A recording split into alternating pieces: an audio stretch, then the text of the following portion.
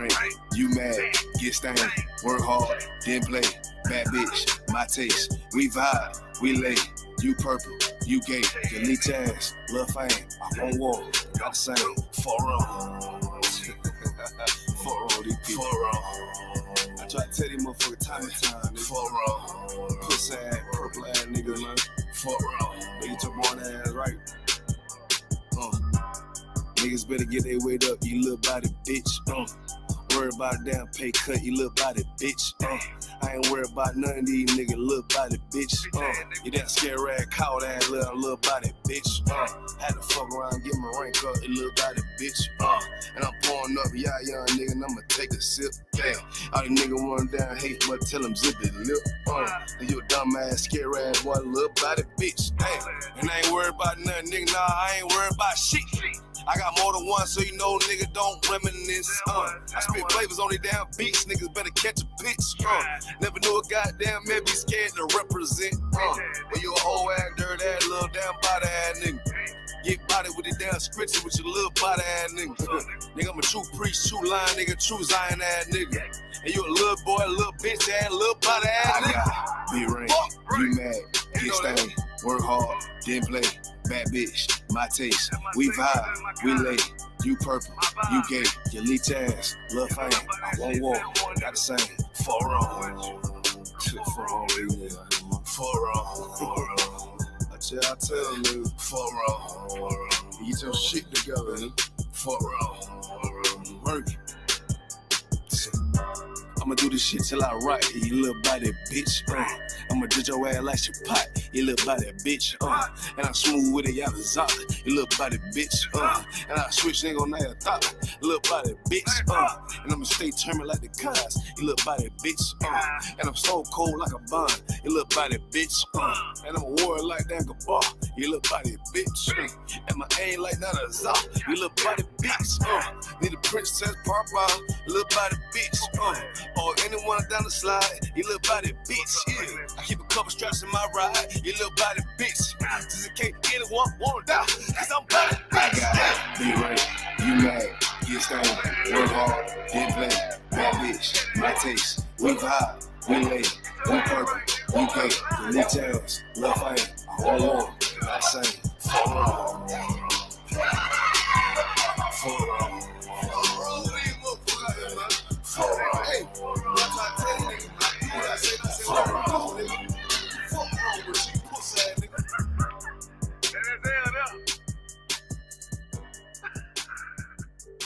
That wasn't it, though, man.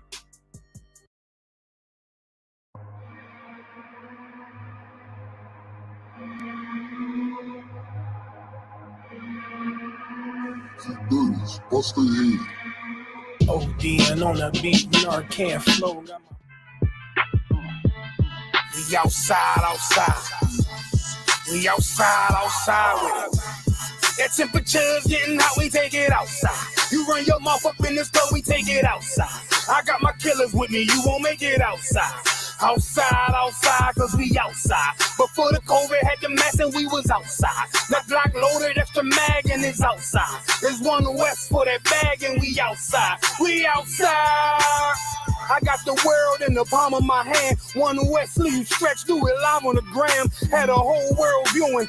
Click and subscribe. Had them niggas off the block, tell them shooters they want a job. I just put them on the payroll. When I get control them, I just mold them like they Play-Doh. Soldiers giving Halo, trying to get up at them pesos. 40 cows send you out of space, Jeff Bezos. And Jeff Bezos, leave you all boxed up. All cause my delivery, I be on that prime shit. Take you time to get with me. Got me like Vladimir, treat you like the Ukraine. Raid your little city, now you boating like Usain. Scope costs more than the rifle. I got new aim, fresh kick, spit with the blick. Not my shoe game. Used to have a dirty 30 tied to a shoestring. Now I got that Ruger 5 and 7. That's my boot thing.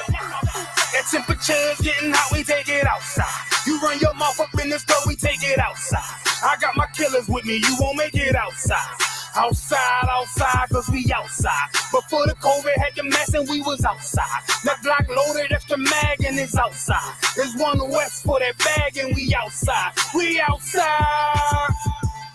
That temperature's getting hot, we take it outside. You run your mouth up in this club, we take it outside. I got my killers with me, you won't make it outside.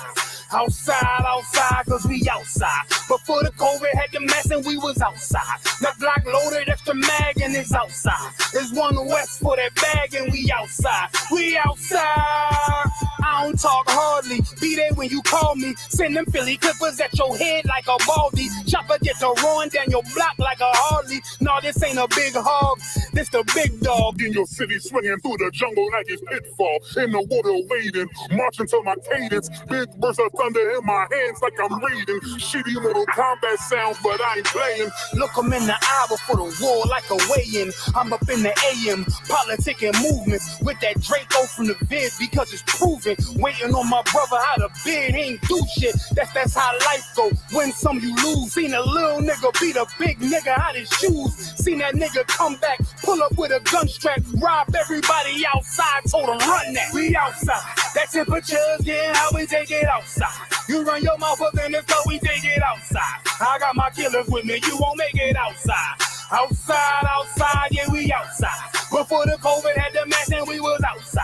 My Glock loaded, extra mag and it's outside. It's one west for that bag and we outside.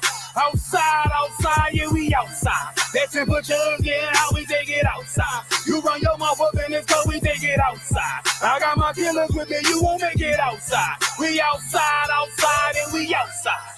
Outside, yeah, we outside. We outside, yeah, we outside. There's one west on them corners and we outside. We outside with it.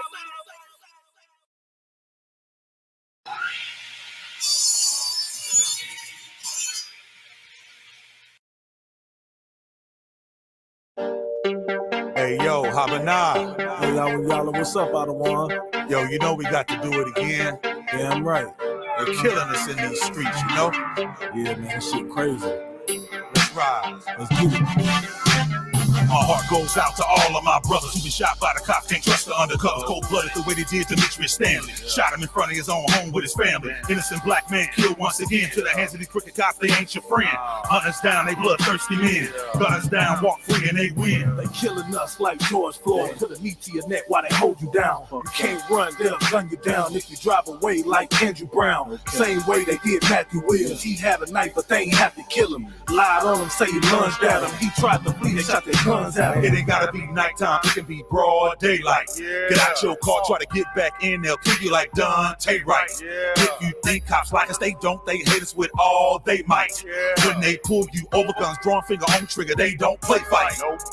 Nah, they don't play right. They don't give a fuck about witnesses. Gotta really show them what the business is. Why they out here killing kids and we see what it really is. Got me losing my appetite. Man, the bitches harassing you at the light. When you feel you gon' die, then it's fight or flight. That's what happened to Rodney Applewhite. Tired of these cops killing us. Every day of the year they killing us. Tired of these cops killing us. When you turn on the news, they killing us. Tired of these cops killing us. In broad daylight they killing us. Tired of these cops killing us. They killing us. They killing us. Tired of these cops killing us. Every day of the year they killing us. Tired of these cops killing us. When you turn on the news, they killing us. Tired of these cops killing us. In broad daylight they killing us. Tired of these cops killing us. They killing us. They killing us. Never will understand.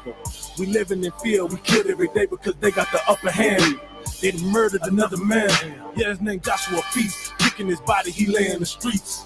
It's the belly of the beast. That's why we say fuck the police.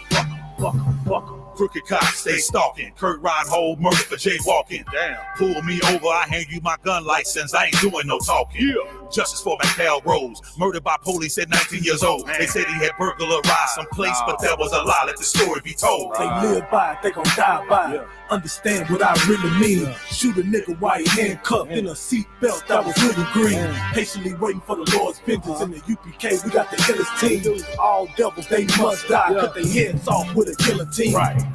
AJ Crones and Sincere Peers, y'all gon' learn who they are. That's right. The cops massacred these two young brothers and shot at their car. These devils can't help us, it's one solution, let's not pretend. We begin to police our own neighborhoods, we must defend and bring these homicides to an end. Tired of these cops killing us, every day of the year they killing us. Tired of these cops killing us. When you turn on the news, they killing us. Tired of these cops killing us. In broad daylight, they killing us. Tired of these cops killing us. They killing us. They killing us. Tired of these cops killing us. Every day of the year, they killing us. Tired of these cops killing us. When you turn on the news, they killing us. Tired of these cops killing us. In broad daylight, they killing us. Tired of these cops killing us. They killing us. They killing us.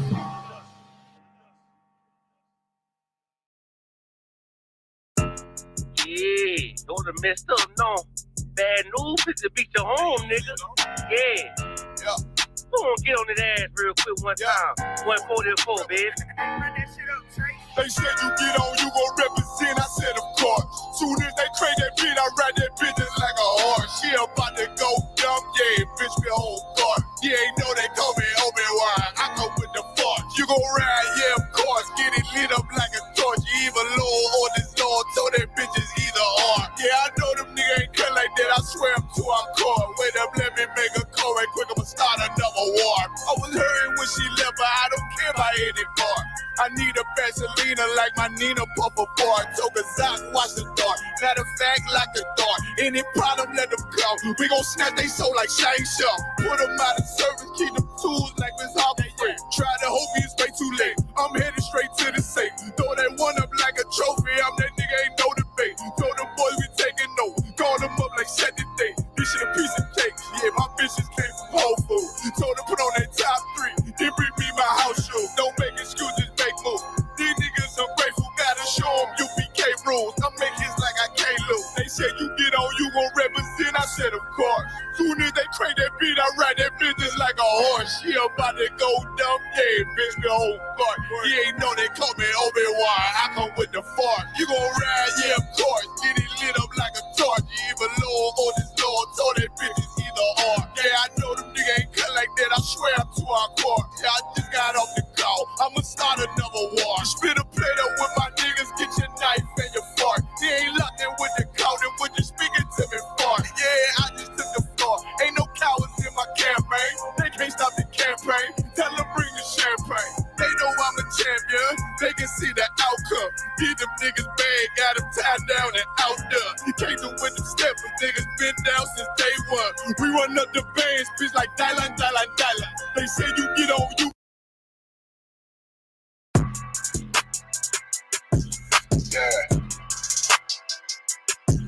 Yeah, you know what it is. 140 for the rapper, busy man, shit, nigga. They take their head off, nigga. I bet when Eve did to Adam, I just pray my love don't lie to me. Swing the iron like Samson, I can't let no hoe lie to me. I don't feel these rappers, all they lies is hypocrisy. Ain't no competition, ain't no rivalry. Niggas think I'm playing, I don't hear one word they saying, this shit light work. Think Muhammad one of us, he might lose his life first. Circle up and stay alert. Another cop can stretch the nigga. He a demon, this an exorcism. Watch I bless the nigga. You took that oath in blood, then you know I'm gon' get active with you. From the opposition, I see vision. Let me paint the picture. Rappers claim they spit, and I ain't listening. Is in fact the fear. Revenge was a woman, now I scope that bitch like Jacob. So I war, we gon' run the summer. It's gon' be historical. Thought they making plays, made them niggas call the audible. Ask who run this shit, but that question is rhetorical. Bitch, I'm the one, me cookies with the oil. I'ma get them crackers, hell, should've never kidnapped my family. I can't do that. Bet I be the last nigga standing. Do a life sentence for my niggas, pray you understand me. I might put a switch on this Glock and call it young pay. How you real triggering on them dots? You a bird feeder, claiming he a demon. What's a demon to a cold leader? What he saying something, I ain't hear him. This shit like it ain't on who got the gun, it's about who gon' up that fight first. I turn a bad situation to a game change. Bring soldiers from the dead, just raised up the chain. Free shots, I'ma look like Aaron Jones when I run it. Never bite the hand that feeds you, you'll never get that hand back. He bitching about 10%, I don't wanna hear none of that. He dropping sword, fuck him, just make sure you get that cover back. Look around, he ain't with us, probably cause he never was. Now my chin like you with the angels for your brothers. Everybody wanna be Richard Porter, God kill him like Alpo. Play if he want, it's laying in the Trump like Lee Malvo. I'm a certified rubber ass nigga, I am not a toy. Hey, out with that hollow sign. Yeah, this the real McCoy. Feel like Gullah Jack when I'm in Fayetteville, you feel your boy. Still up on my bread, still I think that's all that I do. The way I get it, boy, lost, they gon' start to call him Elroy. Fuck his game, pop out on them demons like I'm Hellboy. You gotta fix the camera a little bit. Testing. 1 2. Hey, what's up? You gotta what's fix your name? RH. this. What's your name, brother? Brother, you gonna talk or what? No. All right, get it together. I was trying to get the party started, man. Like, what's happening? I'm trying to come straight in with it. What's wrong with the camera? There we go. I guess that's better. It could be a little closer. Like, you can move up. Can it come closer? Yeah, there you go. That's a little better, a little closer. Yeah, there you go. Okay.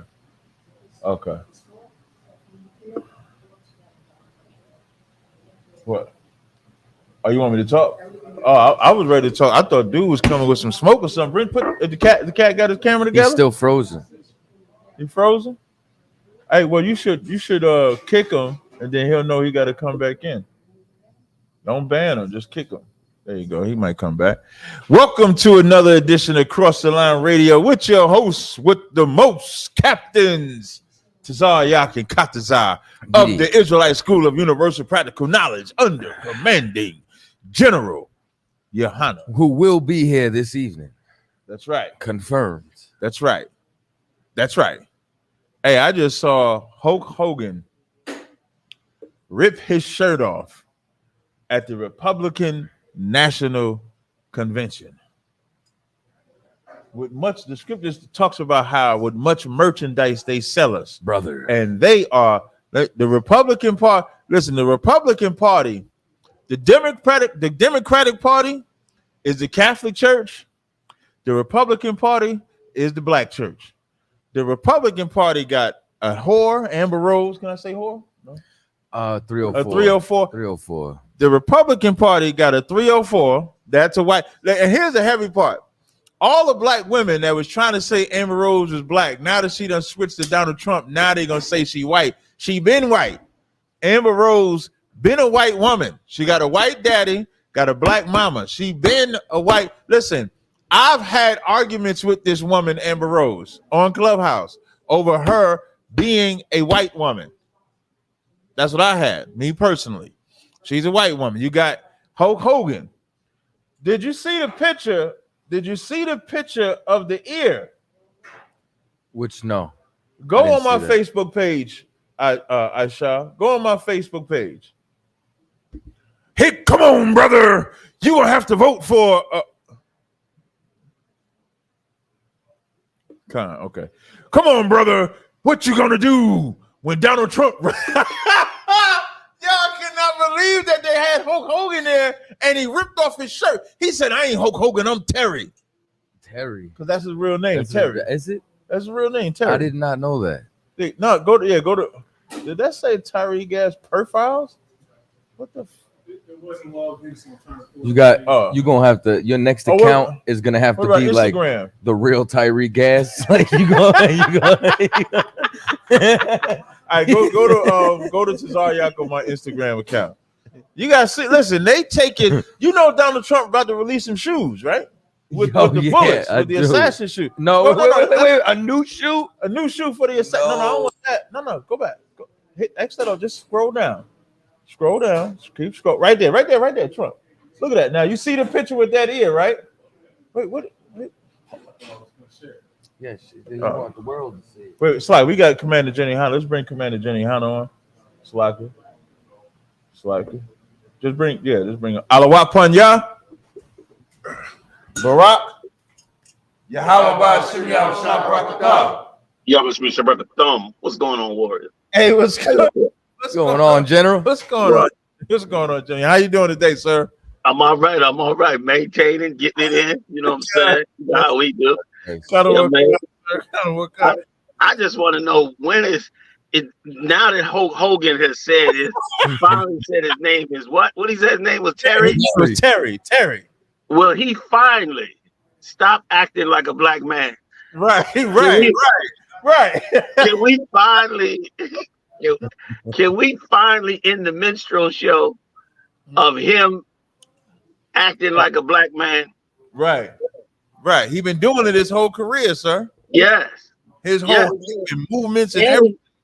And he's a white supremacist. Right, definitely. Listen, I think a couple of weeks ago, he had hired some media people to promote his product, and when he found out that it was a black woman, they said we no longer need your services, and they got white girls. Right. And I don't know if Ashar could pull it up, but what about when he cursed out his daughter for going with a black dude?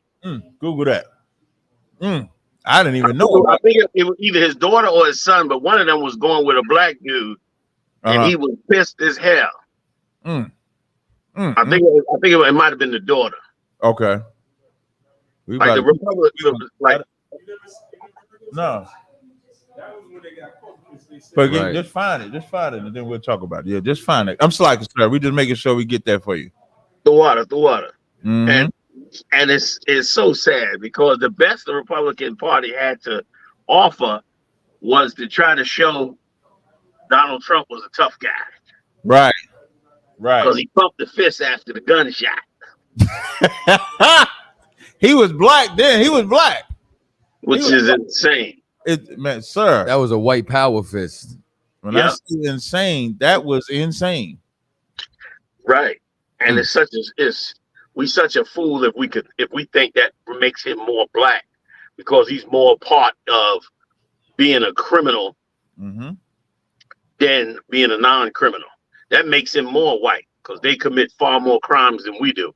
Kind of what comes. So General Iman was bringing that out. Like when we think when we acting more criminal, we're being more black, but really we're being more white, right? Just like America. Exactly. So, kind of case in point, the very shooter was white. Right. That the shooter was right. You got the video. That was case in point right there. Yes, sir. He got the video, sir, of Hulk Hogan's rant about the you mind if we play that right quick? Yes, sir. Sir. He just putting it together right now, sir. No sweat. We got Commander Yahanna in the building as our special guest. Run the show of Cross Radio tonight. We greatly appreciate it. Yeah. Whenever you're ready, you can play it. I'm like the male. Well, I didn't want to go there. You've been saying brother for years. Any black guy ever said, "Yo, you my nigga"? Like you my nigga, Hope. Well, Booker T used to do that to me on TV. You know, and every time I pull up YouTube, there's that famous thing that Booker T, when his brother was there, and they're all talking trash. Booker T goes, "I'm coming for you." That's the wrong one. That's the wrong one. Yeah.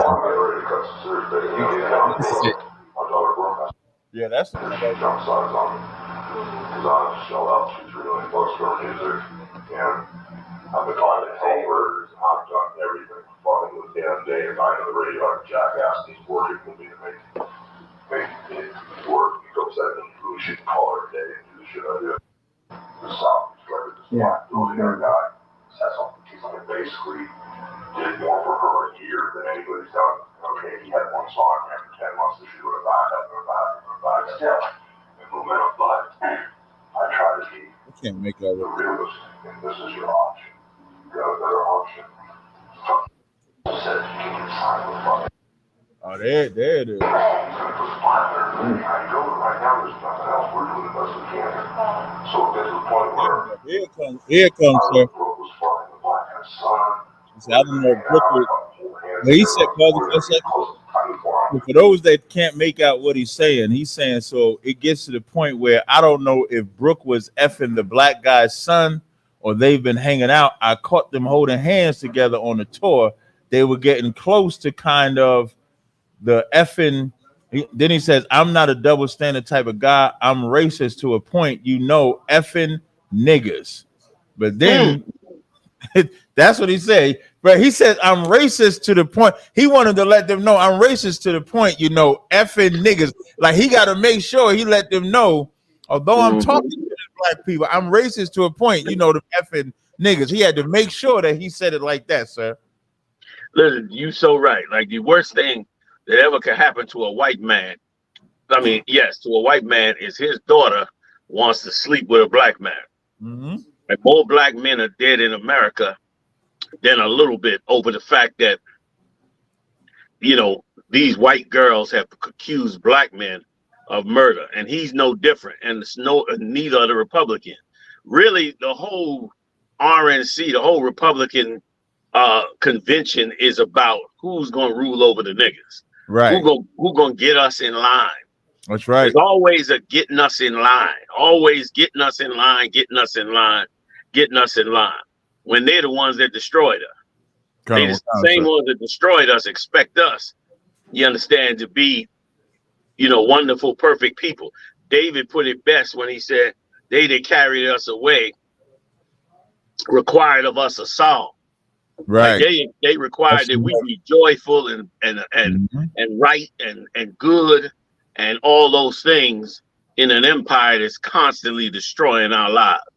And here it goes again. What we're witnessing, if I could real quick. Yes, sir. What we're witnessing right now, what black people better get ready. What you witnessing right now is another reset where they steal everything we have. Mm-hmm. That's what's getting ready to happen. They get ready to come in, steal everything you have, you understand, and put you back in poverty and make you start all over again for the next generation or two to try to dig yourself up out this hole, if they even allow you to dig yourself up out the hole, because of course, they don't have no intention of it. That's all this has ever been.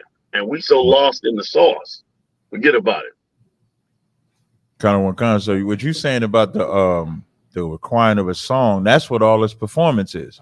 Like, that's why they'll grab a Amber Rose, they'll grab a Donald Trump, because Amber Rose comes out there and everybody already accepted her because she's a white woman, but she was with a black man in Kanye West. I believe she has a child with Wiz Khalifa. So she's able to parade herself around black men to where now she becomes acceptable. So now they throw her at us. And then the Hulk Hogan is for the entertainment part, because everybody's like, oh, I'm a real American. They sing the song, the banter. And so now, before you had came on, I said the Republicans is like the black church. Like the way out the performance, and then the Democratic Party is like the Roman Catholics, because they aren't doing anything. It's damn near like they are rolling over and bowing down to Trump.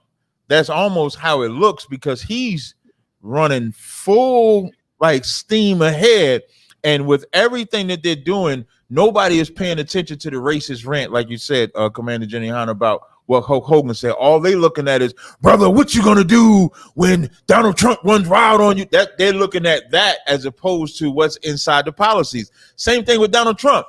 With Donald Trump is he's one of the most open racist presidents we've ever had. But because since the 80s and 90s, we've looked at him as greatness, as wealth, because you had Atlantic City when he had the Trump Plaza. The casinos in New Jersey. Then he had the Trump Plaza in New York, and he was always popular amongst rappers in spite of his racism. And our idolization of white people is why we let it slide. Nobody is looking at Trump's policies. When Trump has a full-out idea to bring stop and frisk to every police department in America. And if anybody doesn't know about stop and frisk specifically targets blacks and Hispanics. And he's the brainchild of Rudolph Giuliani. Khan, sir. He's a Republican too, right, sir? And he works very close with Donald Trump. He got indicted with Donald Trump.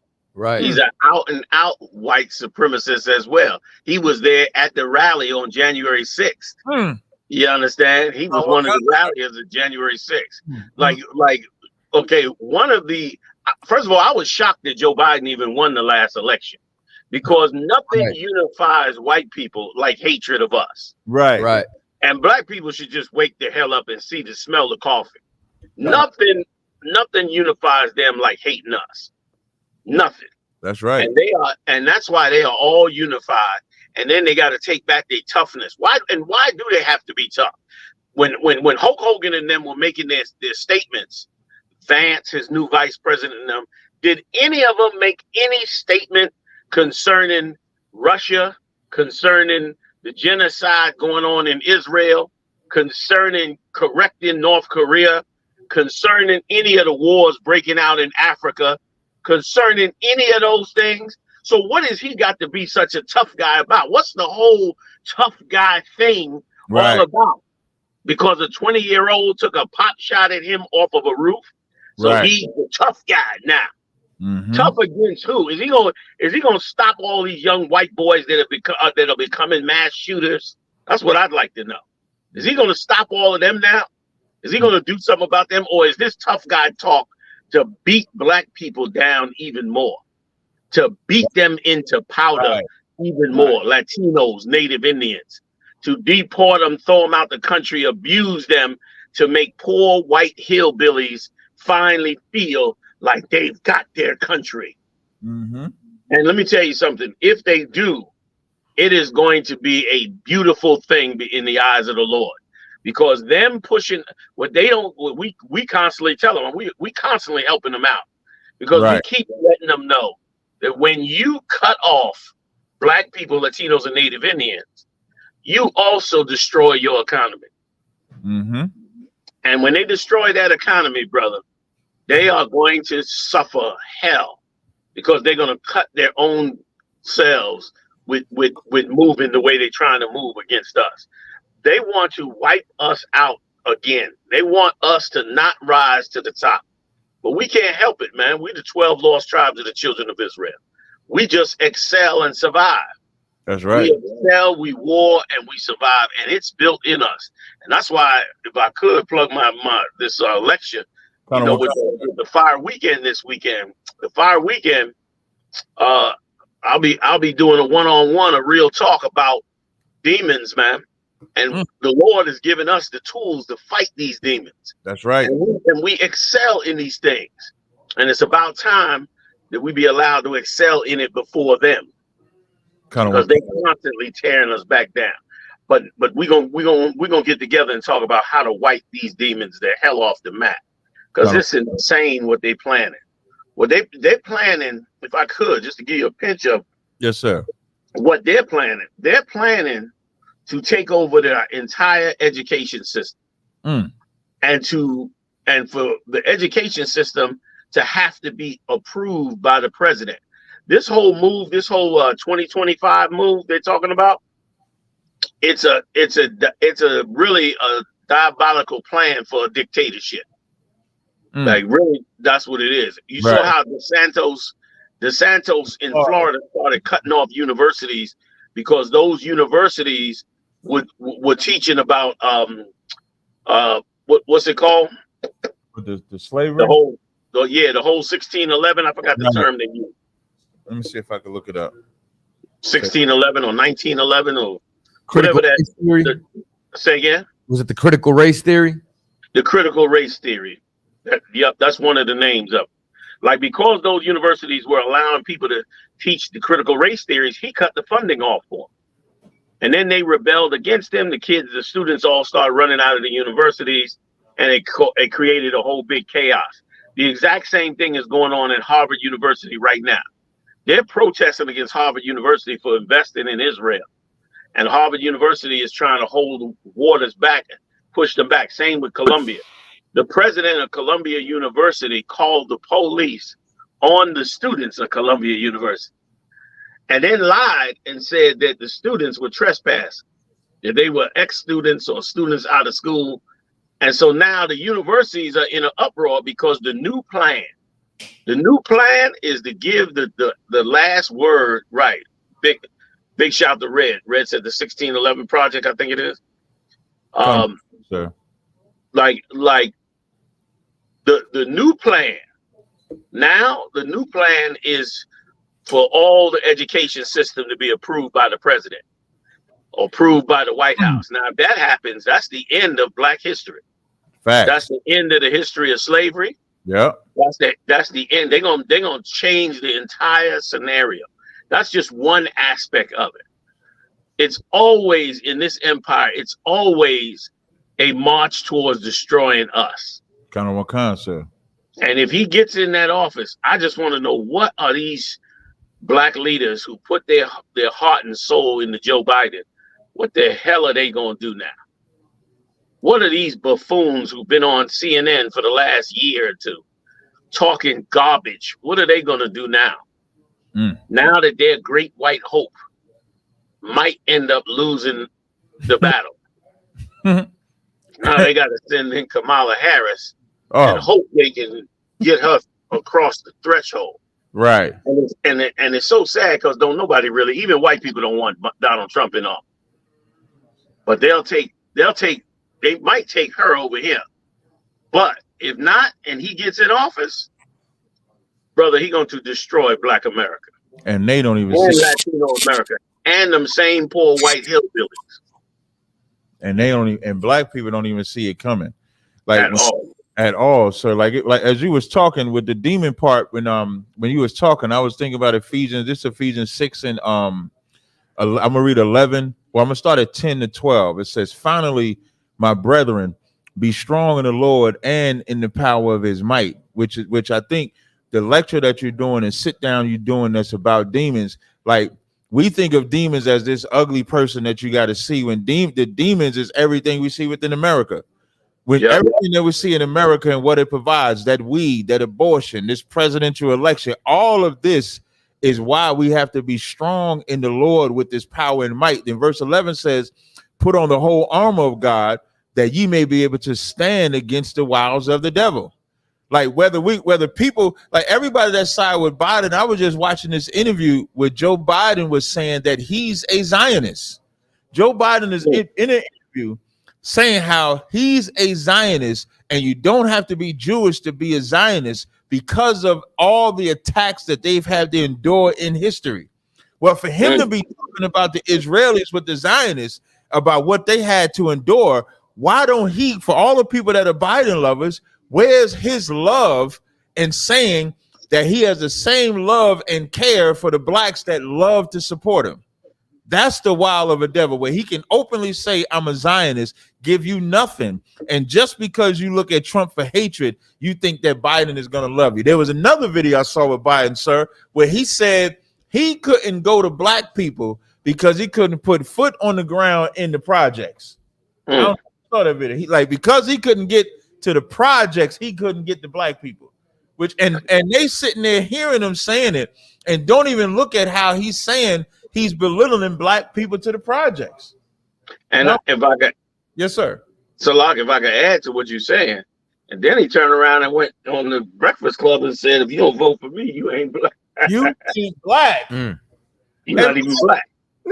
And black people wasn't offended at that. Right. Like Charlemagne, who's a black man, like at some point there should be step. You would think that maybe everybody ain't got the heart like Commander Johnny Yahanna and us, right? So maybe you ain't got the heart to be that tough, but there got to be something that would trigger your blackness. Like for a white man to say, if you don't vote for me, you ain't black, you ain't gonna say nothing. That's why when these white people do these things to us, and I'm gonna jump right back to this Ephesians 6. This other scripture I had, sir, is Zechariah 11 and 5, when it says, whose possessors slay them and hold themselves not guilty, and they that sell them say, blessed be the Lord, for I am rich, and their own shepherds pity them not. Go ahead, Salaki. I was gonna say, sir, we did not select this leadership.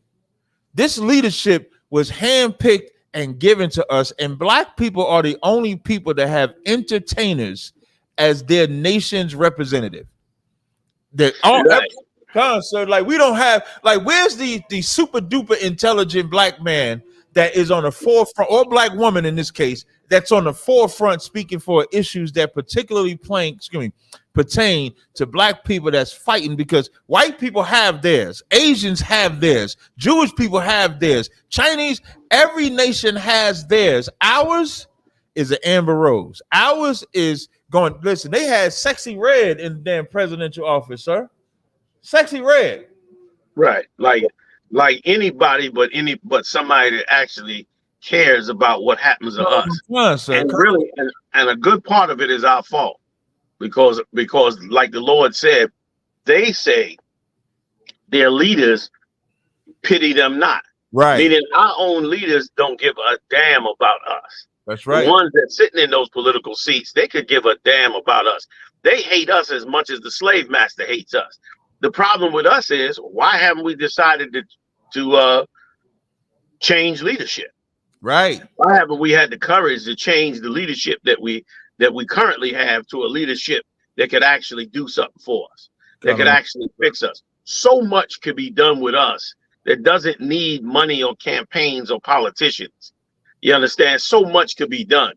I heard this brother talking about getting this school. We've been talking about this school for a decade. They've been talking about building the school for about 10 years. What kind of work?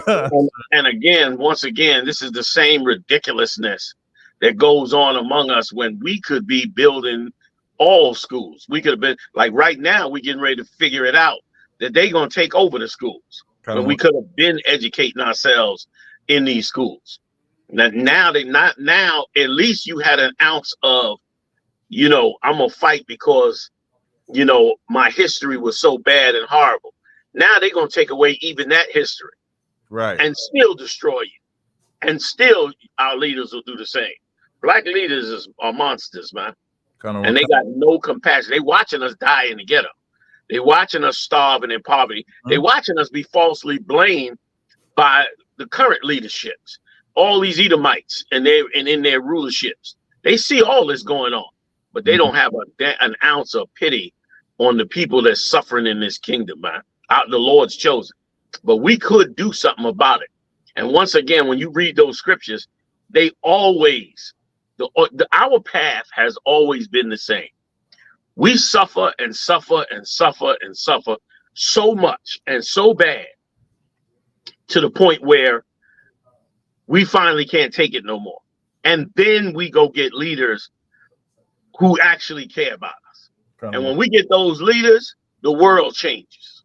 Yep. And that's exactly what's going on right now. Right now, we getting leaders. We have not suffered enough to say, we have got to change leaders. Right. We have got to go get leaders that actually care about us. And our world would change overnight if we have time. Because, brother, they getting ready to implement some stuff that's going to, it's going to be easy to just wipe us out as a people. And nobody just, everybody just going along. Yeah. I'm watching like, boy, do we have a clue at what's getting ready to come around the corner? I think that what happens, sir, is like we like entertainment, and we're such like a trendy people that the trends right now are like conspiracies. Like our people aren't so much caught up in like the political stew to even know, what either side, like even if they were into politics, they don't even know what the standpoint is for either side. Like what I find is they want to know if the incident that happened with Trump was real or not. Right. Like they want to know, was that a conspiracy or did they fake it? Like, you know what I'm saying? And we're more caught up on the events that's transpiring instead of what their actual agendas are. That's what I'm finding. I think you dead on right, brother. And I think that's where the mistake is made. I think that if we were to raise our own, did I cut you off? I didn't cut you off. No. If we were to raise our own children in our own schools, our children would understand politics from very young. Right. And the necessity. Like imagine this. This is the dumbest thing in the world. You go through 12 years. 12 years of school. Right. All right. And that's before you even get to college. You add college in there, and you just went from 12 to 16. If you add college in there for a regular degree, you go to a higher degree, we talking 18. You want a PhD? We talking 20 years of schooling. 20 years of schooling. And in those 20 years, unless you become a lawyer or something like that, you learn nothing about the law of the land. Nothing about it. You learn nothing about the politics of the land. You learn nothing about it. You learn nothing about how the economy of the land works. Right. You learn nothing about it. Like this is a system not designed for us. Right. This is a system designed to make sure we never go a step further. And now we come into a time as a people where men like us that understand the Most High and understand the truth, we're going to have to take a serious oversight because nobody else is doing it. But we're going to step in and take a serious oversight over all the people of the Lord, because otherwise our people will just wither away. That's why we in such ignorance and stupidity in this society. Could you imagine? Everything we touch turns to gold. Our inventions, our abilities, everything, all the things that we create, all the modern technology is coming from us. We're designing it, we're creating it, we're coming up with all kinds of new technology. They get to take it, patent it, and put it out there. And as a result, we get no credit for it. Our kids are never taught about it. It's pushed under the rug. 20 years later, it'll be in a book or some old video or something, along with, the brother that made the stoplight and every other little thing that we did to carry forth this truth. This is a time for change, man, among us. A serious time for us to look at the demonic world we in and make a choice to go against that demonic world. So then, based off of that, right? So I have two questions. I guess I'll go in reverse based off of what you and it's so then to people who say then is a solution to counteract it? Would it like the first question would it be homeschooling? What then is a solution to counteract their agenda to what they're trying to do with the education system? The first thing needs to happen is we have to come together and decide who's going to be in charge. That's really all that matters. All that matters. If you put the Israelite School of UPK in charge, then we're gonna roll out an entire plan to remove all our children from every school in America. Right. And put them in our own schools. We'll roll them all the way out. You know what I mean? I saw I was surfing the web and I was looking on YouTube and I saw a ocean liner. It was a big giant ocean liner. It was parked at a dock. And it was abandoned. It was unused. And they're sitting at this ocean liner and they're saying how they wish somebody would come and find a use for this ocean liner. And all I could think about is that ocean liner has about 5 or 6 floors in it. You could put about 30 or 40 classrooms in that ocean liner. That's the end of school in that city underneath Esau. That's right. You understand? Because they're not giving us the money anyway. The billions and billions of dollars going into the educational system, it's not going to us anyway. It's going to superintendents and payoffs and gangsters and politicians who's all eating deliciously off of the money that's supposed to go to the education of our people. Remember, when they came to us and stole the numbers game that we created in Harlem. That's right. Okay, first by using the mobsters to do it. Yeah. Then they came in with the lottery. And by setting up the lottery, it was supposed to go to what? Education. Because, of course, it was like, we're going to take this money and use it for the right reasons. Right. And meanwhile, not a dime of that money goes to education. Now is diverted every time their budgets come out.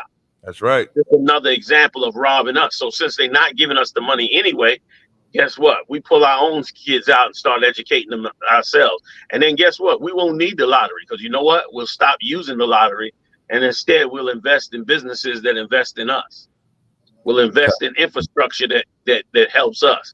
We'll get rid of clowns that's trying to pretend like they're trying to do something for us.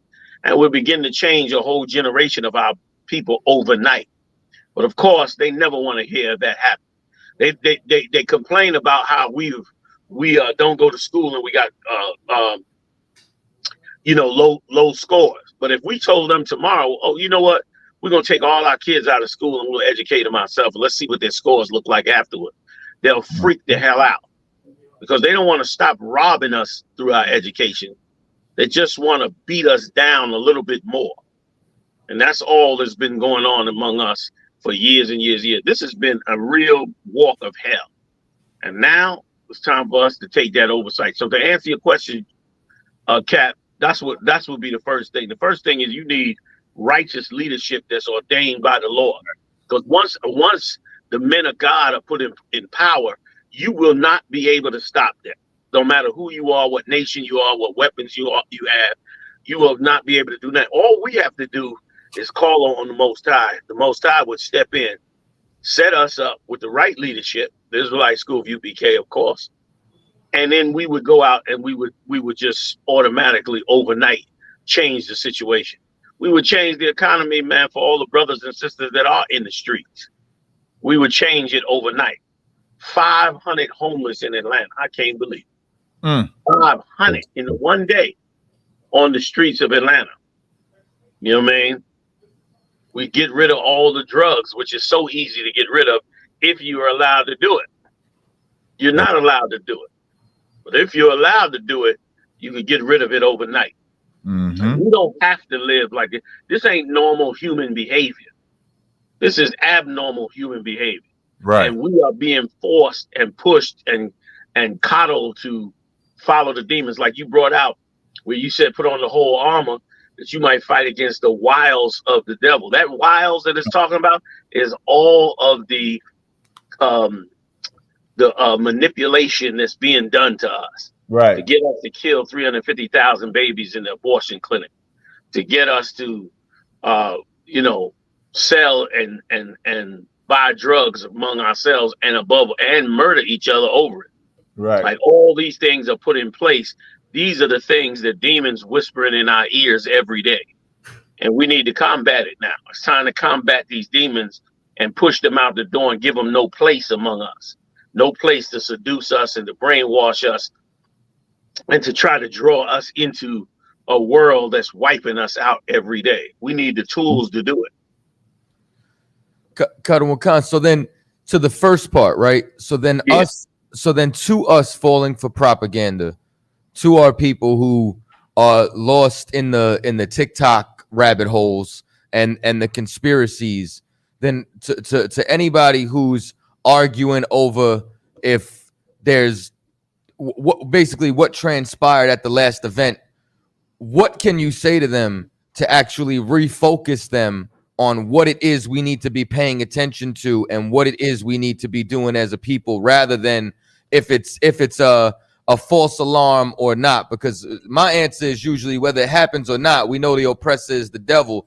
How does that, what does that have to do with us coming together as a people? That's usually my response. But you, I know, have something, much more seasoned than what I could offer them. So what would you say to realign their focus in the right direction? Excuse me. I would say the same thing you would say, Kataza. What we would have to do now is be free across these airwaves to teach brothers and sisters, one, that it may or may not have been a conspiracy, to clear their mind of that nonsense. And then to show them the importance of why, regardless of what candidate gets in office, this is our path to suffering. This is our path to not suffering. And we'd have to be free to do it. And we'd be free to do it if our people choose to give us the freedom to do it. It would be like no snitching. Right. There's laws that we got laws in the hood that are, not written in any law book, but they are laws amongst blacks and Latinos nonetheless. Right. And the same thing, right. And the same thing would happen with us. If we were free to give black people the truth that they are, that their leaders, like these Christian churches and mosques, are destroying young black men and destroying their lives.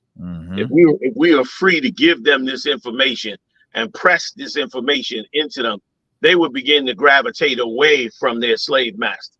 If we begin to be able to show them, we already doing it, but it needs to be done on a much grander scale before we run out of time. We need to be able to show them the things that they're doing. We need to show them the things. We need to show them why it's not important, whether or not it's a conspiracy or not, on what happened with Donald Trump, because Donald Trump has no good intentions for us at all. Right. And we can teach our people to make that more important. That's not hard to do if you can be free to do it. You understand? Like just the same way we got no snitching laws in the hood, we need to have no hoeing laws. Right. No naked bitches laws. Right. No promotion of drug dealing laws. That's right. You know what I'm saying? No disrespecting of other men's household. No, you know, the only reason that all this fills our households is because we don't control black radio. Black radio is being controlled by that same slave master. And that slave master is pushing these things on black radio, on black television. Some brothers need to be warned and told through the grace and mercy of the Lord. We can't do it right now, but some people should get a phone call. Same way gangsters, these gangsters all in Hollywood.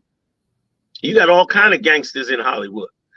Black, Latinos, I'm not even talking about the white ones. And when they go into these different areas, when somebody crosses over the line with them, then serious consequences come up.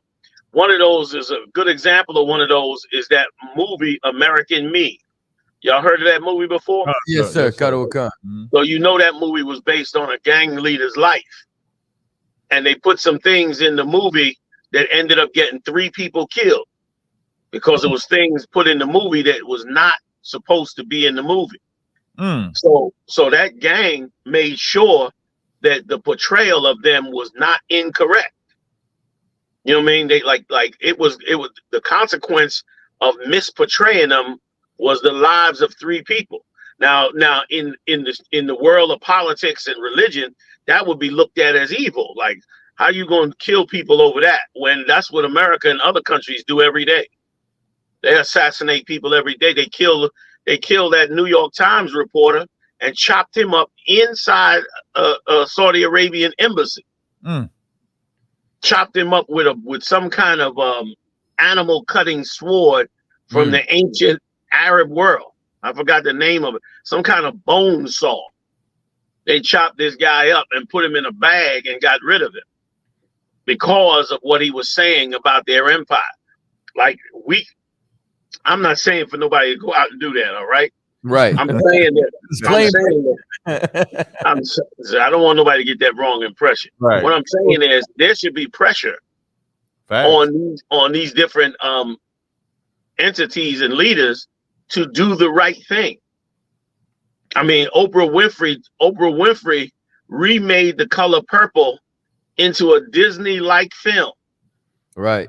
And then in the end of the film, I didn't see it, but this is the reports I received. Then in the end of the film, tried to make the rapist or the child molester become cordial friends with his victim. Wow. Like, life goes on. Life goes on. Like, that's the kind of misuse of our history that has to be changed. Now, once you start to change that and add to brothers and sisters what they need, then they themselves will get the tools they need to fight against being caught up in whether or not it's a conspiracy or not. They'll begin to fight those tools. Of course, they can't fight the tools now because they don't have enough of the alternative to fight the tools. They don't have enough of the proof. But throughout all our history, we began to move towards that truth, move towards that position. And it helped us tremendously and will again. But again, we have to choose against these leaders and against these politicians and against these other nations and against their philosophies and against their gods. We have to choose against them. We listen to every god in the earth. Everybody that had a god, we listened to, and them gods were worth nothing. They did nothing for us. They fixed nothing for us. They did nothing for us, but destroyed us and made us more subservient to their people who now sit over the top of us. We have to be able to stop that. And guess what? It won't be so important whether or not it's a conspiracy theory. You know what I mean? It'll be more important. Is this man an enemy of the Lord's chosen people? And what is he doing to harm us and how? Right. You know what I mean? Like, young black men and Latino men and Native men and women, they instinctively know when they are being mistreated. Nobody has to tell them that, but they're so brainwashed into believing that that is normal. I think it was on this very show. I could be wrong, but I think it was on this very show that you played a tape of Sexy Red on a podcast, and how she brought out how she had been raped, and how the podcasters shut her down and didn't want her to bring out how she was raped. They was looking for something more positive. You remember that? Yeah, we brought that out a couple of weeks ago, and I said that you know, I actually said, you know, I damn near want to almost apologize for the things I've said about her in the past, because it's clear she's broken, and she said that like a cry for help. But the platform she was on, they laughed at her. They didn't have any tools like, you know, like Captain Zaryak or General Mahayman in the counseling department to be able to help her heal. Like exactly, like that's exactly what went wrong. Like that's a perfect example of what I'm talking about. Because what if the president of Black America got up and said something about it? What if that was important to him? Right. What if you know what I mean? What if that was important to him and it got mentioned? Then guess what? That would be the discussion. The discussion would be, should we address issues of Black women being raped and molested? And then guess what? Oprah Winfrey couldn't make a movie like that without Black America's approval. And then that would be shut down. And then the ball would just continue to roll and roll downhill. And we would then become the kind of people that should be walking after the law, statutes, and commandments of the Lord. But we will get there. We're going to be forced to get there. We're going to be forced to get there. Go ahead. Salaki. So now, Cap, I know I've been monopolizing with some questions. I don't know if you wanted to jump in. I'm enjoying listening to this. Oh, most time, Christ. Now, so with that, then, like I guess based off the last point, then, because the in Revelations it always talks about the stars of Israel falling, and so now that's supposed to be those that are shining inside of our nation, that are inside power, that aren't supposed to be there, a changing of the guard transpiring. So now, like it seems as though we're moving towards that time where, you know, true leadership of the Lord is going to have to fill that vacuum with the Diddy's falling, with the TD Jakes, you understand, them calling him a power bottom, and him going to the Diddy parties, and you know what I'm saying, and now moving forward, it seems as though what's coming is we're going to have to, because one thing that always bothers me, and a point that I always bring up, is we have no one who's even in those positions who cares about our image to the public. And I say, you know, like when the scriptures say, like, you shall be moved to jealousy by they that are no people, Jackie Chan has never played a villain. And that's because he knows it's a crime amongst his people to play a criminal, to come over to the West for the round eyes and you know, and portray himself in a negative light. Whereas we're always either a criminal, or as you always put out, we're the butler, or we're Cuba Gooding Jr. and Men of Honor serving them. So we never have proper representation. So I guess as far as with what you're saying, are we in that time or moving towards that time where more of them, like meaning where the shift is going to come, where you know what I'm saying, like, are we going to be fed up, or are they just going to continuously either, you know, gonna get disrespected by Esau and be fed up, or, you know, and I hope I'm not skewing the lines here, but what I'm saying is where either they're gonna be fed up and there's gonna be pushback, or are they gonna continuously be put in scandals and have to be removed by things that are so outrageous that even by our fallen moral standards, like Diddy, that or R. Kelly, we're gonna be sick of them. Yeah, it's gonna be very much like when the Romans instituted the new taxes in Jerusalem. When they instituted those new taxes, the Israelites went crazy, because one of our main tenets in our laws is to not pay tribute to other nations. That's right. We're not to lend our money in the usury. Right. And we're not to be tributaries to another nation. And if one of our brothers fall into that tributary, we're to help him come out of that tributary and to be free. And if another man owns his land, we're to go get that land back. Like our laws were designed to empower us, to strengthen us, to bring us together. So when we saw that taxation by the Romans, we were losing our mind. And then the Sadducees and Pharisees attempted to use it as a tool to try to get Christ basically locked up underneath the Romans. Christ turned around and cut them with saying that whose name is on this money? Give the Lord his and give them theirs. What's going to happen with us is this.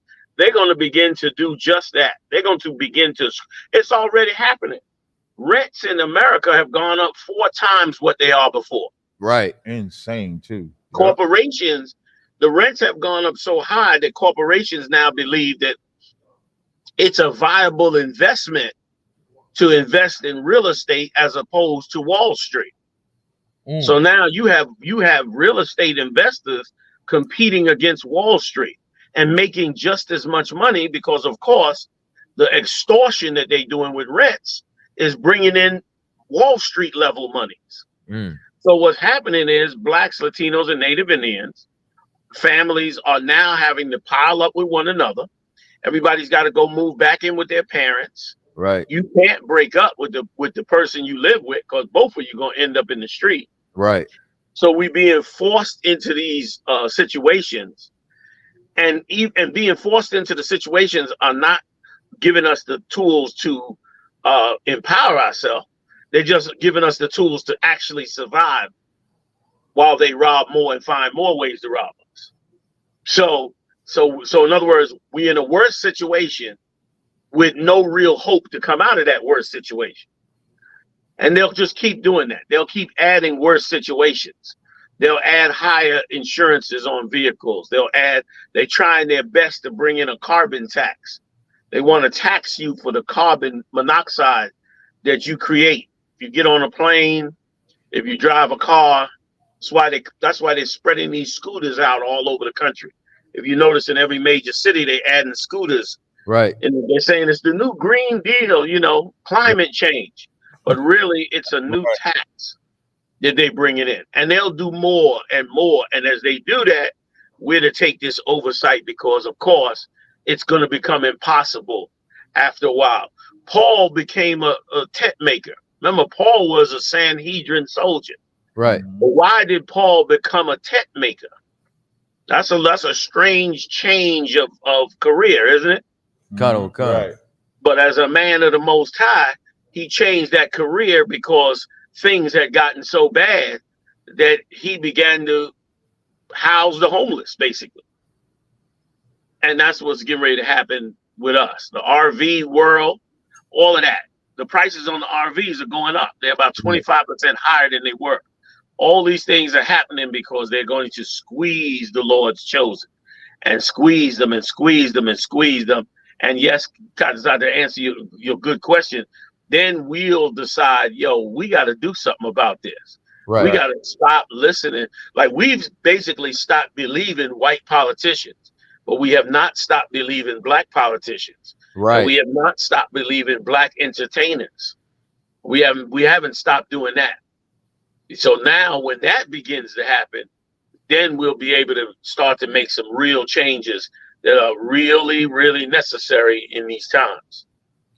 Because it's going to get like that. Go ahead. But I mean, there really is nobody out there, you understand, to listen to. And I mean, especially that the things that's getting exposed, like social media has been such a detriment because at the same time, these cats get caught up. They start acting a fool. They start getting exposed. And now people stop taking them seriously. And it seems as though like I haven't heard a damn thing from an Al Sharpton or a Jesse Jackson. Like the old guard seems as if it's getting ready to dissolve. And I haven't seen anybody else come to fill that void, especially because even like you said with Umar, people ain't paying attention to Umar Johnson no more either because where's the school? Where's what you promised? Where's what you did? And then anybody else, I mean, not to even put them on the same level. Polite's under the jail. You know what I'm saying? The Nation of Islam, you know what I'm saying? Like I don't see them selling bean pies in the streets no more.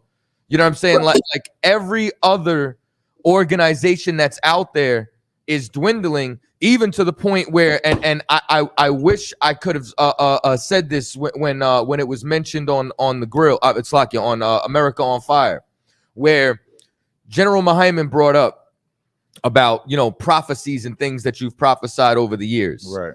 And one of the things that I remember, this was back in either late 2012 or early 2013.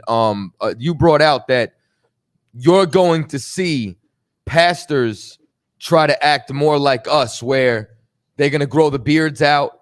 They're going to change their mannerisms. You're even going to see them with a speaker and a reader. And you brought out on Monday how now they're trying to put more because the churches are dwindling. People are running out of there. You know what I'm saying? So I guess it was less of a question, just more of a statement and observation of the things that I've been seeing transpiring. You know what I mean? And if I could, what you're saying is exactly what needs to happen.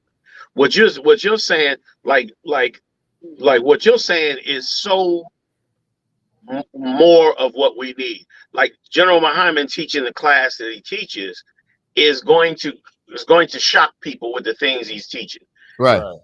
The counseling, the prophecies that have come out, the different platforms that we've gotten on, the different moves that people have made towards us in the entertainment world. These things are shocking people around us. And that shock is what we need.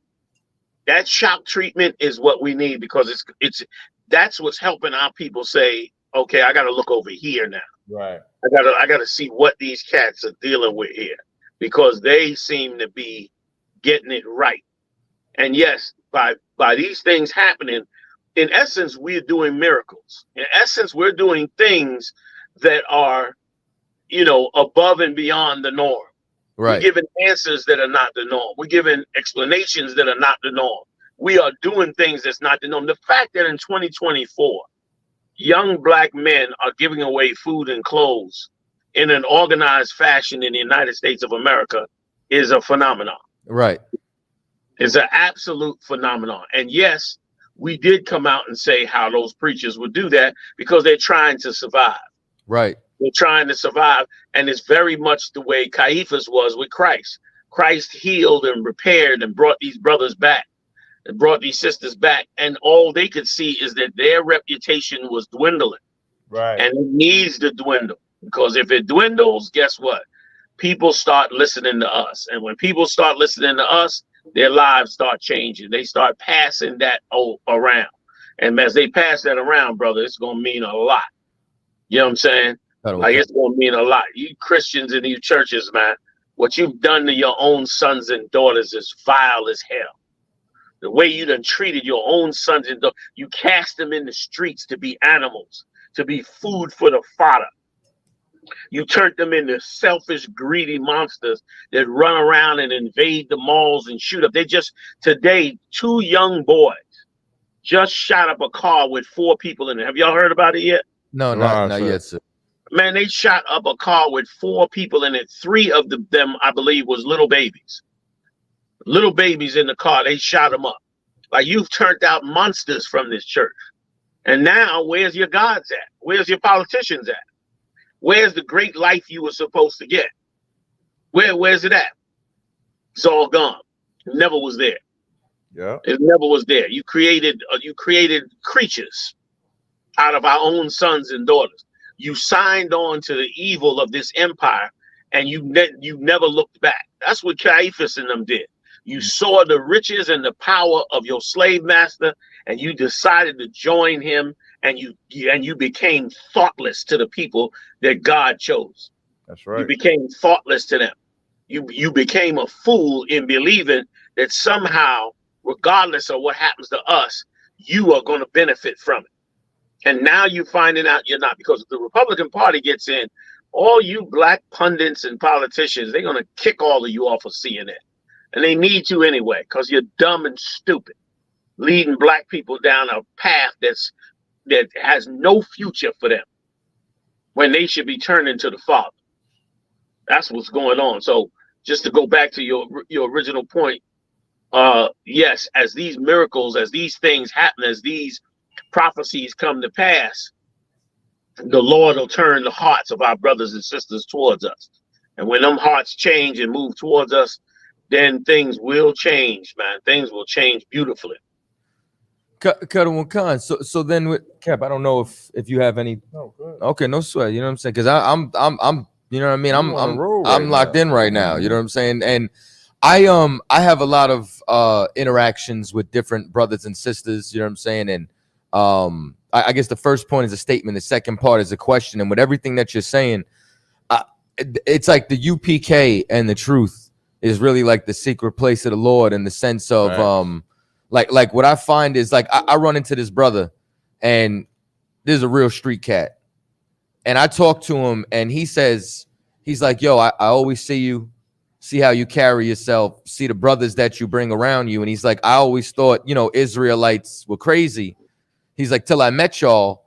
And he's like, y'all niggas like me, y'all just believe in something. And I start laughing and I'm like he always thought this was religious, and he realized that this is really universal and practical and knowledge that that you apply to your life.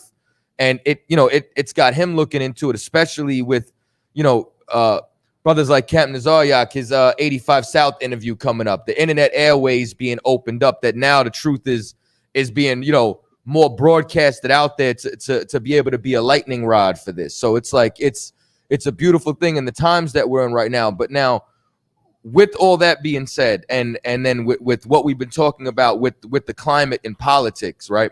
In passing, I also find from the other end, the people who may have stepped away from the church, still have a Christian mentality, are still leaning on the broken staff of Egypt. What I find is when I say things like I'm not voting or I don't vote, the shock factor comes in, or they're still trusting in the system saying, oh, you have to, or this or that. Like, what is the statement that you could say to those who want to vote in the upcoming election or believe in the political structure or the shadow of Egypt? What do you say to those who still believe that, I guess it's still safe to choose the lesser of two evils when evil is evil at the end of the day? Right. So those that are banking on choosing a lesser of two evils and still wanting to be integrated into the structure, what is the statement for them? I mean, my words would not be nice. That's right. My words would not be nice. My words would be, how much of a sucker do you need to be before you change anything? That's what I would say to them. How much of a goddamn sucker do you have to be? Your kids, your daughters is killing their babies, hoeing on stage out of both draw legs. You got the highest rate of AIDS in the world, and you want to tell me about voting? You know what I mean? The man that said vote and die is getting ready to be indicted, possibly be indicted for more child rape than damn near than Epstein or Weinstein. You understand? More secret filming of young girls and destruction of the Lord's chosen people. That's the cat that said vote or die. Right. You know what I mean? Like, how much of a sucker you gotta be. And let me tell you something else too. I'd say to them also too, that you hate your damn children. That you're a evil cockatrice. You're just like the Lord said, you are like Leviathan. You got no fucking heart. Excuse my French. You got no goddamn heart for your own children. You don't even care what happens to your children. You are a bitch ass complainer. Oh, this generation, they don't listen. Oh, this generation need to sit down somewhere. You're a complaining ass, bitching ass person. You won't get up to do shit. You're a lazy piece of garbage because you won't get off your ass and fix nothing. You understand? You won't do it. You won't go an ounce to even help your own. And God forbid if it ain't come out of your own biological body, you understand? You wouldn't even do a thing about it, man. Like, don't you at least care about your own children? How much of a sucker do you have to be? Let me tell you something. The things that we would need to do to fix blacks, Latino, and Native Indian people, you could not even do it in the political world. Right. I don't care who you put in office. Like you could put whoever you want in office. I guarantee you couldn't fix the educational system faster than I could do it out here. I don't care who you put in a political office. You couldn't fix the crime situation in America faster than I could do it out here. So all the things that you need to get fixed and done, you would never even be able to get it done by putting a politician in office. How much of a sucker do we have to be? And at least, okay, I'll settle for a halfway mark. At least give me halfway some sense of you got ideas, or you're at least listening to people who you believe have good solutions for black people. You don't even listen to nobody that has solutions. It's not even on your radar. What's on your radar for solutions is to put a politician in office, and namely, usually a white man.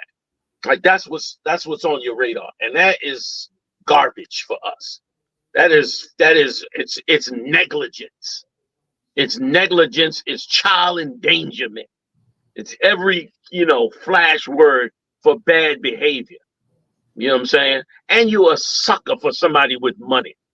You're a loser for somebody with money. Somebody flash money in front of your face. You ready to, you ready to do whatever in front of your face. You ready to do whatever just to get a crumb from this beast. Do better for yourself. That would be my Salakia. That would be my honest answer before I even got to the scripture. And once again, it's such a deep spell of witchcraft. You know what I'm saying? And it is in that capacity with what I find, and this is also what I see. You know, I only hear about the black and the white vote. You know, I never hear about any of the other ethnic groups that they ever discuss inside of America. They don't bring up Asians. They don't bring up East Indians. They don't bring up Arabs. They don't mention anybody else but us, which leads me to believe that if they're not helping us, but they're still speaking of us, they're still trying to utilize this as if this system can help them and a way to control us. Because yes, sir.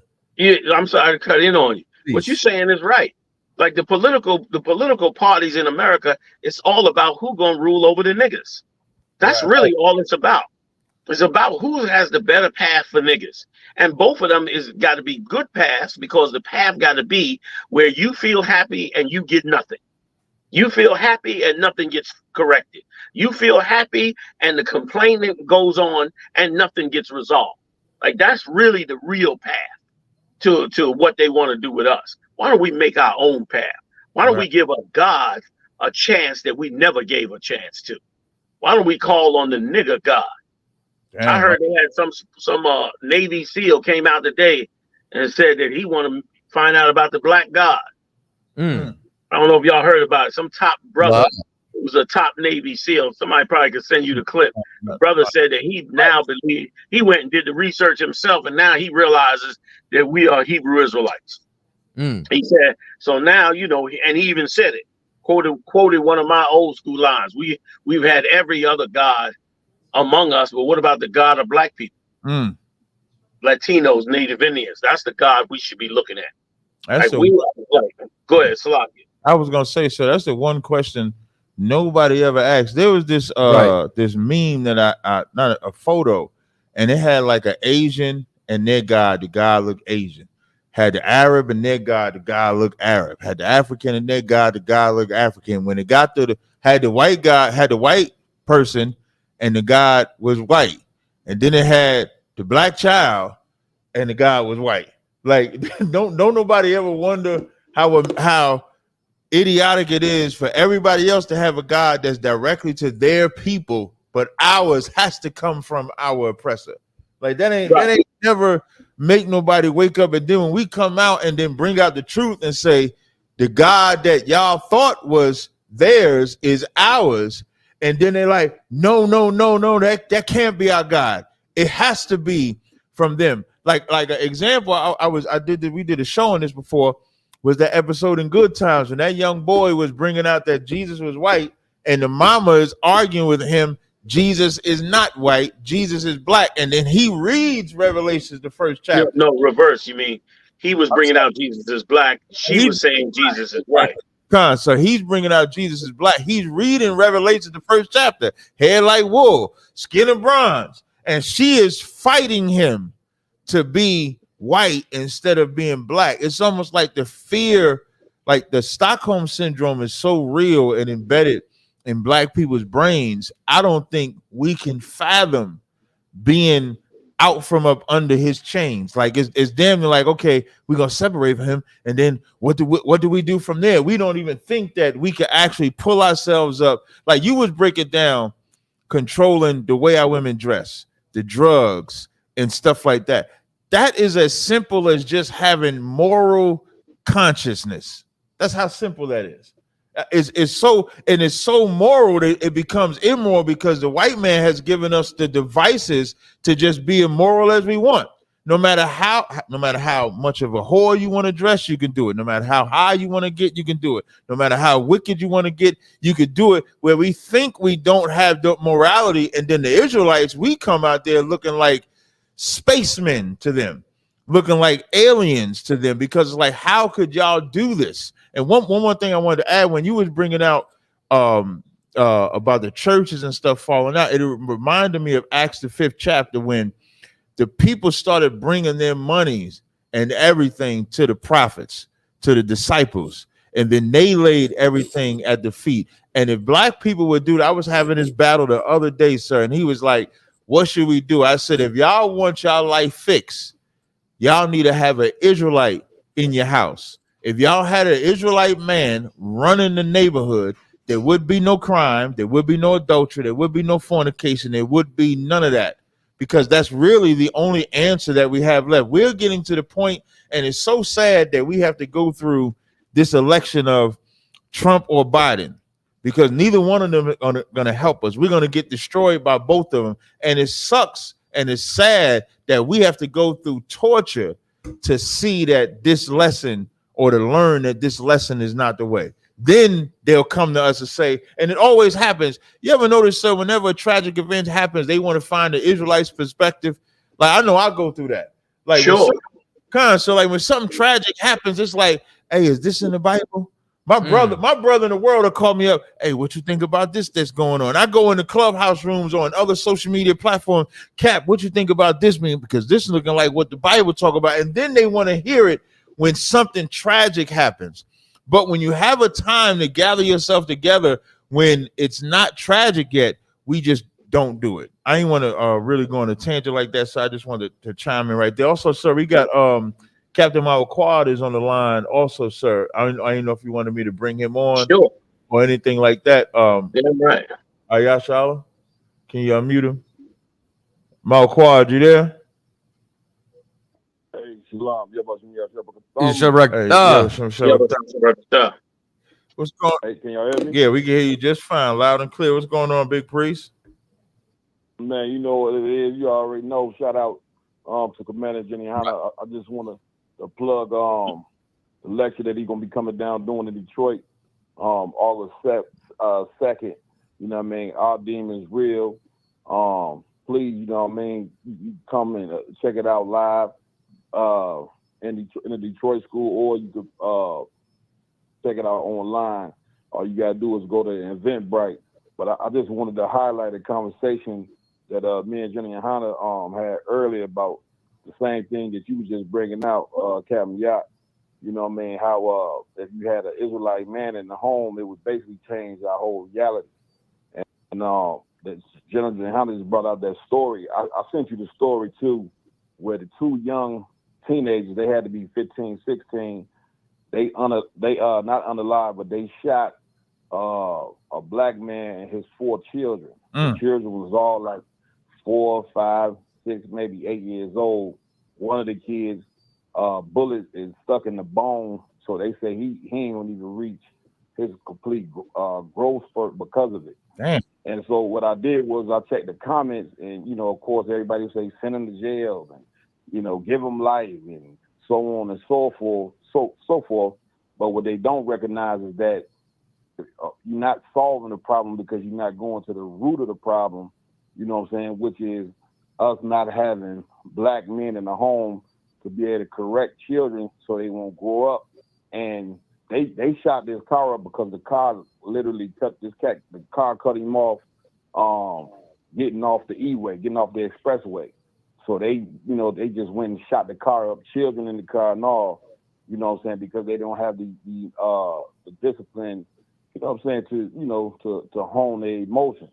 And me and Yahanna had that conversation earlier about that if they had a father in the home that would correct them at a young age, right? You know what I'm saying, they wouldn't have done that. So we're not getting to the root of the problem by saying the teenagers who committing murders is the problem. Right. And I just wanted, General, me and him was expounding on that real heavy. I just wanted to bring that out. No, yeah. Good, sir. Yeah, what you saying is so heavy. If I could go to one thing right before that, and then just come right in with that. What I just wanted to say before that is, see, we under the illusion, because we have been under our slave masters so much, we under the illusion that we got to have, laws and rules and apparatus and sign up and do this and do that to be a national organization, when all we got to do is wake up and change our morals. Right. Like, we change our mind and the world will change. That's all we need to do. All the other stuff will come afterward. The finances, the rules, the this, the that. We got to change our mind, and that's what this lecture is about. And what we were talking about too, which was so heavy on what you were saying, Captain Malquar, because if you take the average child or the average teenager today, he is totally effeminate. It don't matter how hard he is. I'm not talking about how him being a hardcore, he could be bench lifting 500 pounds in the gym, but his mind is effeminate. His mind is effeminate, meaning his mind is emotionally weak, right, and easy to be triggered. Yeah. He's easy to be. That's why these cats got triggered, because all it take is a little get high, no education, and bad emotional growth. And you have a recipe for somebody to do something like this. And when you take a man out the house, and now a woman is forced to play the role of a man, you do a psychological damage to those children that you may not be aware of. You take those children, and now that children is supposed to get nurturing and discipline, has to get them now both from the wrong person. Right. Many brothers grow up with a mother screaming at them like a man, and they getting the wrong signal from the wrong person, and it's messing them up emotionally. And as a result, they can't regulate their emotions. Like, you're supposed to get your discipline from your father and your nurturing from your mother. Right. But if the nurturer got to be your disciplinarian, you're not being nurtured to balance them emotions. And so you're going to grow up feeling like your mother's correction is wrong. Yeah. Even if it's right, it feels wrong because it's coming from the wrong party. And so as a result, you grow up to be an emotional man. You be a grown man with the emotions of a child. And so you react like a child, like a woman. You react emotionally. Yeah. Whereas men, when you read all the histories of men throughout the world and in their nations and their social structures, men always got together in public places to discuss the society, or what we call politics today. We politicked with each other as men. And because of it, our societies grow. Go back and look at the native Indians when they would get together to go to war, the Mayans, the Aztecs, the ancient Egyptians, all of the dark nations. All of them, whether us or someone else, would get together and have these type of discussions. Well, the Lord gave us that structure. The Lord gave us that structure with a man and a woman and children. That structure has been destroyed, and it's been destroyed. And of course, once again, like my uncle said, they say lock them up, but they don't never examine what happened that brought these brothers to this point. What took place that brought these brothers to the point where they no longer had the ability to regulate themselves. And brother, all of that could be easily fixed. All of that could be easily fixed. You get rid of the drugs, number one. Then number two, bring these brothers up in the zone they need to be brought up into. And they won't have a resentment for their mother. Like brothers have a resentment for their mother and yet love their mothers. Damn near like you have a hate-love relationship because you hate the disciplinarian in her, but you love the nurturer in her. Right. When you should be allowed to have both. Abraham understood that with Isaac. Abraham sent his servant to get Isaac a wife because Isaac had lost his mother. When you go back and read it in the scriptures, Isaac had lost his mother. And because of it, he was discomforted. So his father went and got him a wife, and the scriptures tell you he was comforted after that. Like he got the balance he needed back between the hard and the soft, the male and the female, all of those working together to raise that man up the right way. That's lost out here. And it's only lost because our black leaders don't give a damn about what happens to our sons or to these young warriors out here. Like I said, we went up there to Buffalo, New York. Big shout out to Captain Mazania and all the brothers up there in the north side. Right. Like we went up there with them out, and the young men were all emotionally at war with each other. Emotionally at war with each other. I mean, it was like life and death for them to kill each other over absolute nothing. Because if you go look at Buffalo, New York, brother, anybody fighting and killing over Buffalo, New York, right. You definitely, you understand, are out of your depth. Meanwhile, these Edomites, brothers, all in the Caribbean, traveling the world in $1 million yachts, living a life you would never even believe existed. The life that they're living. They live a life and an etiquette that is so beyond us, while we suffer so much. And that it shouldn't be that way. We don't have to be that way. And to think that you could leave Black America and go join white America and leave Black America behind and have a good life for yourself, you're a fool. You're a fool and an idiot, and that's what our leaders have been. To add to what Malquad was saying. Con, Malquad, you still there? You had anything you want to add to that? What Malquad was saying.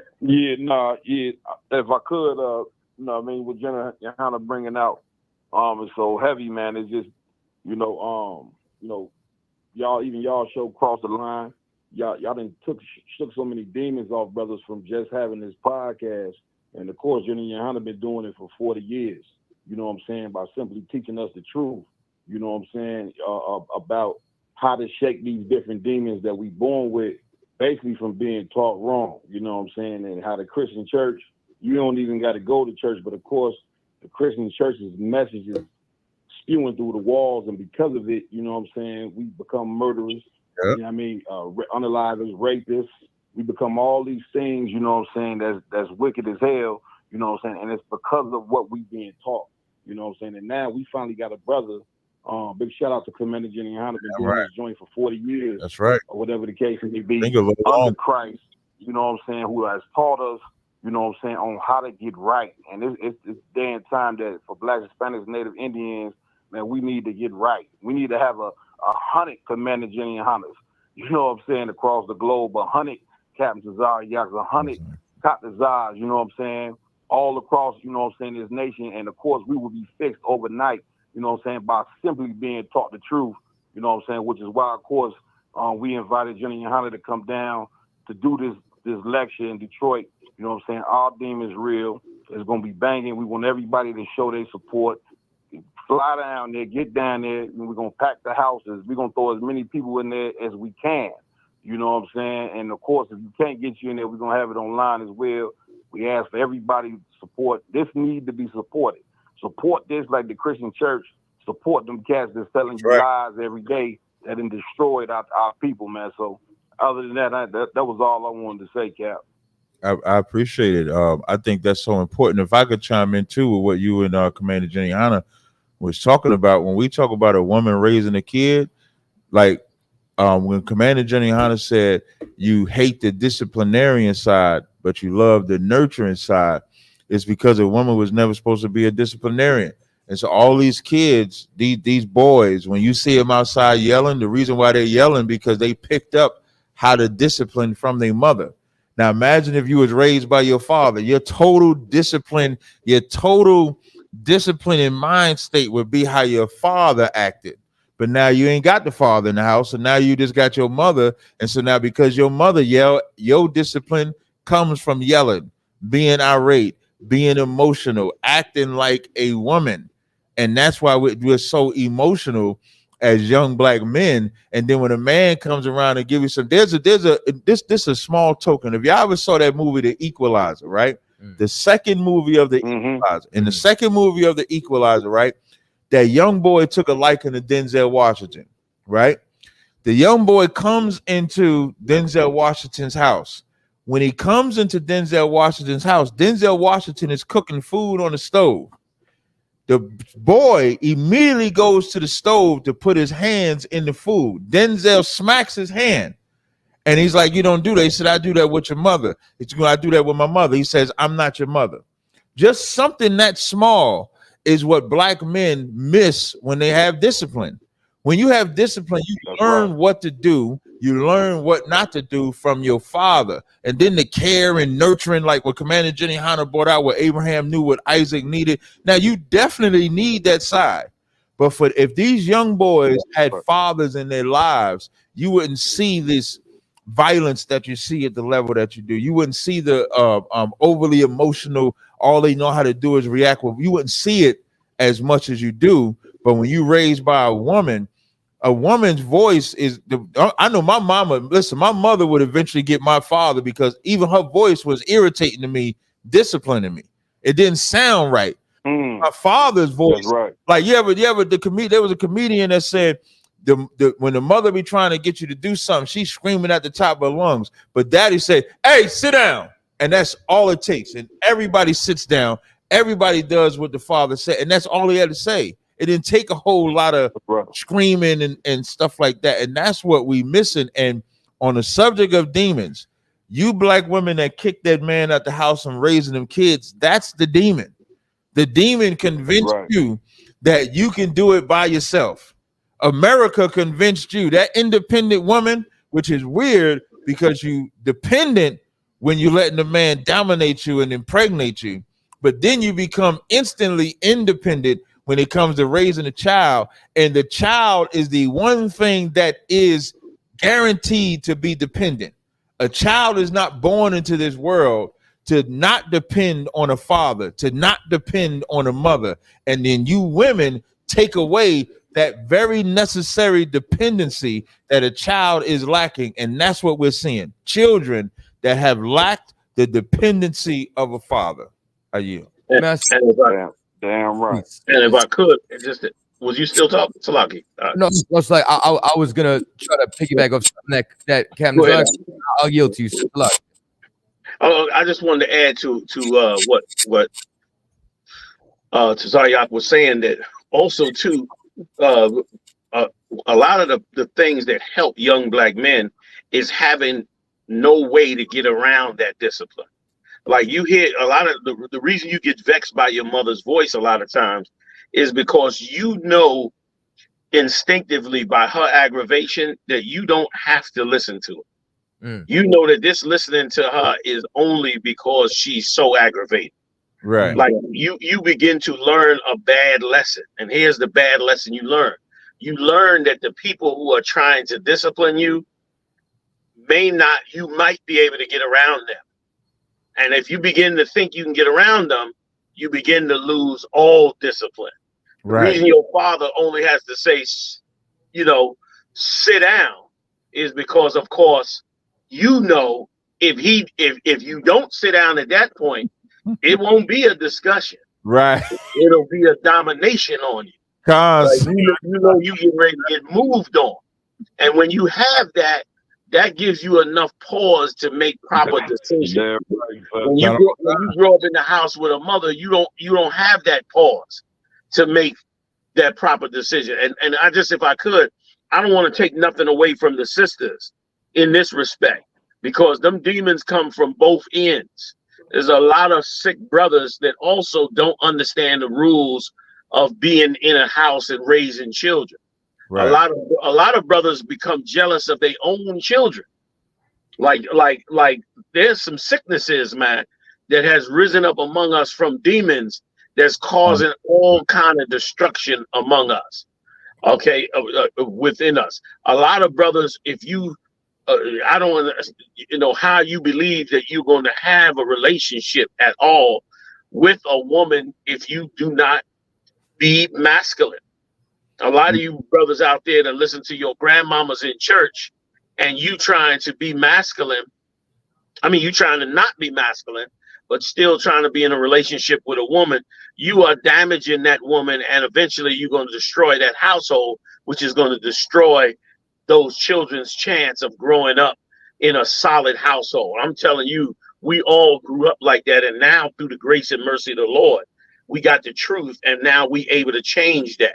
We able now to take the tools that Christ gave us and cast them demons out from among us, which is what we need. We got to cast all them demons in relationships, in how we deal with people in the world, people on our jobs, in the truth, in business, all those things.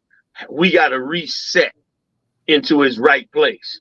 Relationships would not be difficult if we understood what is supposed to happen in a relationship. If we, if we understood proper love, not emotional love. If we understood those things, we would cast off these demons that got us destroying and fighting and at each other's throat all day, all the time. So we're going to be able to go into this, Lord allow, in Detroit, August 2nd. Lord allow, we're going to be able to go into these demons, man, and break down. Because if I could, we are so brainwashed in believing that demons are like you see in The Exorcist, some entity that gets inside you that makes you vomit and spit all over yourself, make your head turn around 360 degrees, or what you see in the horror house in a carnival or something like that. When the worst demons in the world are the nicest demons in the world, namely your slave master. Right. You know what I mean? Like the scriptures call him the most cunning beast of the field. Like his wiles are worse wiles than ever. And you don't see him coming until it's too late. But now Christ has given us the tools to fight that. And why it's so important, if I could, just to add real quick one last piece on top of it. Here's the reason why it's so important. Because fighting them forces is what lead us to establishing those things that are right. And that's all it takes. Once that establishment begins among us as a people, and we begin to set those rules, then we will push all the forces out and set up whatever we want. We'll set up whatever we want to do, we'll set it up. We've been living a life of dead people and don't even know it. We've been living a life of dead people. Every young brother and sister would be inventing things and creating things and mastering things. Every household would have all the help it needs. I talked to a sister just the other day. She got a grown ass son. He's about 6'1", 265 pounds, and he's about 13. And he will not. The grass her front lawn is about the length of a standard car, about 15 feet of front grass. She can't get him to cut the grass. 15 feet. You can walk it in 5 steps, and he will not go out and cut the grass. That's the kind of forces we got to end. We got to end the forces in him, because there's a world of creativity in him. There's a world of possibilities in him. There's a world of strength in him. What happened that made him unable to do it? Also, too, I don't know if I'm gonna have this done by then, but I'm putting together a test. A test to test. It's a self-test. If anybody wants to take it, it's a test to see if you are voluntarily being held back by demons. You're going to be able to take this test, and by taking this test, you're going to be able to see that something in your psyche is making you unable to be the best person you could be. I'm hoping to have it by then, but that's going to be necessary. Right, a level of self-examination among us is going to be necessary, and as we do that self-examination and begin to spread it out among our brothers and sisters, we're going to be able to start to fix and heal ourselves as a nation, as a people. And then as it gets worse and worse and worse, we'll be able to move into the positions we need to move into to help pull all our brothers and sisters up out of it. We have to become righteous social experts. Right. To help each other and to help all those brothers and sisters that are out there. And so we'll rise to that occasion. We'll rise to that occasion, cast out these forces, man, and learn how to deal with one another, learn how to deal in a relationship, especially in relationships. Oh my goodness, man. They have twisted up relationships so deep that you don't know what you're doing in a relationship anymore. And and that's because you listen into all kind of forces that are trying to convince you that what you're doing in those relationships are right.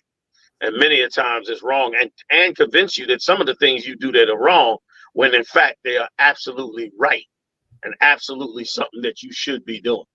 So again, the bottom line comes down to all about helping ours because of what we're in front of, what we're up against, and what's in front of us. Black leadership has failed. Your black leadership has done a horrible job with us. They sold us out, sold us down the river. You understand? The most educated blacks in America have all kind of philosophies of how some of us just gonna have to, suffer and be on the bottom for the rest of us to do good, or whatever the case may be. I don't buy into none of that. Christ said none of mine are lost. You understand? We warring for the whole kingdom. We're gonna lose a lot, but we warring for the entire kingdom, man, to gain every brother and sister that we can and turn them back to Yahushua, man. Cuddle Khan. And with what you just said is the perfect segue for what I was trying to piggyback off with Captain Nazak as well as Captain Malaquad. And it's basically that. So I've been hearing the underlining tone, you know what I'm saying, for the evening, like what's been a repeated theme is basically leadership. And I've been doing this show with Captain Nazak. How long have we been doing the show? 2014. 2014. What's the math on that? 10 years. 10 years. 10 years. Is it 10 years? So we're doing that? Yeah. We've been doing this, you know what I'm saying, this show for a decade. Wow. And I've heard callers for years say, I've been watching you for years. I've heard callers call up and they say, I'm new to the truth. I'm watching this person. I'm watching that person. And there's something very important that I want for anybody who's looking for a leader, for anybody who's looking to be fed, for anybody who's looking to actually serve the Most High in Christ. And that's, you have to look for a father like Commanding General Yahanna and not look for a big brother, not look for a mother. You understand? You need to look for somebody who's actually going to be the authority in the house. And what I find so often is that there are brothers and sisters out there who, in their search for the truth, settle for an older brother because big bro doesn't give you curfew. Big bro isn't as strict. Some of the things that I always hear is, man, yo, the ISUPK strict. Man, the ISUPK got discipline. Man, those brothers are hardcore. Man, those brothers come harder than us because we were raised by a father. You understand? We turned around and we had somebody who, you understand, showed us tough love. Maybe even sometimes had to pull out the belt. You understand? Don't think I was perfect. I got the shit checked out of me. Salakia. You understand? And it made me a better person because I had pops in the crib. You understand? They were able to burn out them impurities. So to everybody who's been watching, to anybody who hears the sternness or thinking that this is a radical approach, this is what fixes you. This is the solution. So for any of you who is still playing the fence, you understand, for any of you who's sitting on the sidelines in that self-examination that Commander General Yahanna is talking about, ask yourself, what's holding me back from letting, what am I running from letting my pops correct me? What am I running from submitting to his authority? You understand? What am I running from actually turning around and serving the Lord? And then now you need to know that you need to boot up or shut up. So in your search, don't settle for convenience. Don't settle for comfort. Don't settle, you understand, it as far as for what you're accustomed to, because you have to conform to the Lord's program and not settle for something that's your own device. Don't go somewhere that fits you. Go to what fits the Lord. And if I could back you on, was you done on that, Op? Yes, sir. Yes, sir. I yield. If I can add to you, because for sure the other nations are now being your daddy. That's Right. Right now, every nation that wants to right, sir. rape, rob, and murder God's 12 tribes, they your daddy right now. They the ones just taking you to task every day. That's You're right. struggling every day in this empire, and it's going higher and higher. It's even wiping out the black middle class, and it's going up and up and up and up. And it's because everybody is taking you apart. Everybody's taking you apart, and you have no cohesiveness. You don't have the Lord's protection on you. You're doing mad evil against the Most High, and this is what's causing us to be in this situation. So you're right. Like, you need to get into this body and learn really how we need to fight against these forces. You know what I mean? How we need to fight against all the things that push us back. That's why I said back then, we don't need a black man in the White House. We need a black man in every black house. Right. That's right. So what we need, we got that man in the White House, and he turned our sons into homosexuals. That's right. He the biggest campaign of black homosexuality or LGBTQ, proliferation was done under Barack Obama. What he did to us was a horrible abomination. And what's being done to us under Kamala Harris, another so-called leader that we look at, what's being done in the abortion world under Kamala Harris is irreprehensible. And you know what I'm saying? And why haven't black men, and that's what I'm saying, you black men, you hiding under a rock. You hiding under a rock while your sons shoot up a car with 4 babies in it. You hiding under a rock. You're like a scared ass chump. You understand? While your son runs the street and shoots up the damn place. You ain't even willing to stand up and fight for him and pull him up out that world. You ain't willing to stand up with your brothers and fight against that evil. You understand? You're not willing to do that. I don't know what Mike Trout talking about, but Mike, we are not talking about mega.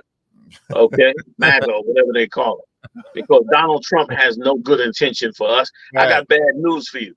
Donald Trump got no good intention for you hillbillies in them hills of the Midwest that think he's on your side.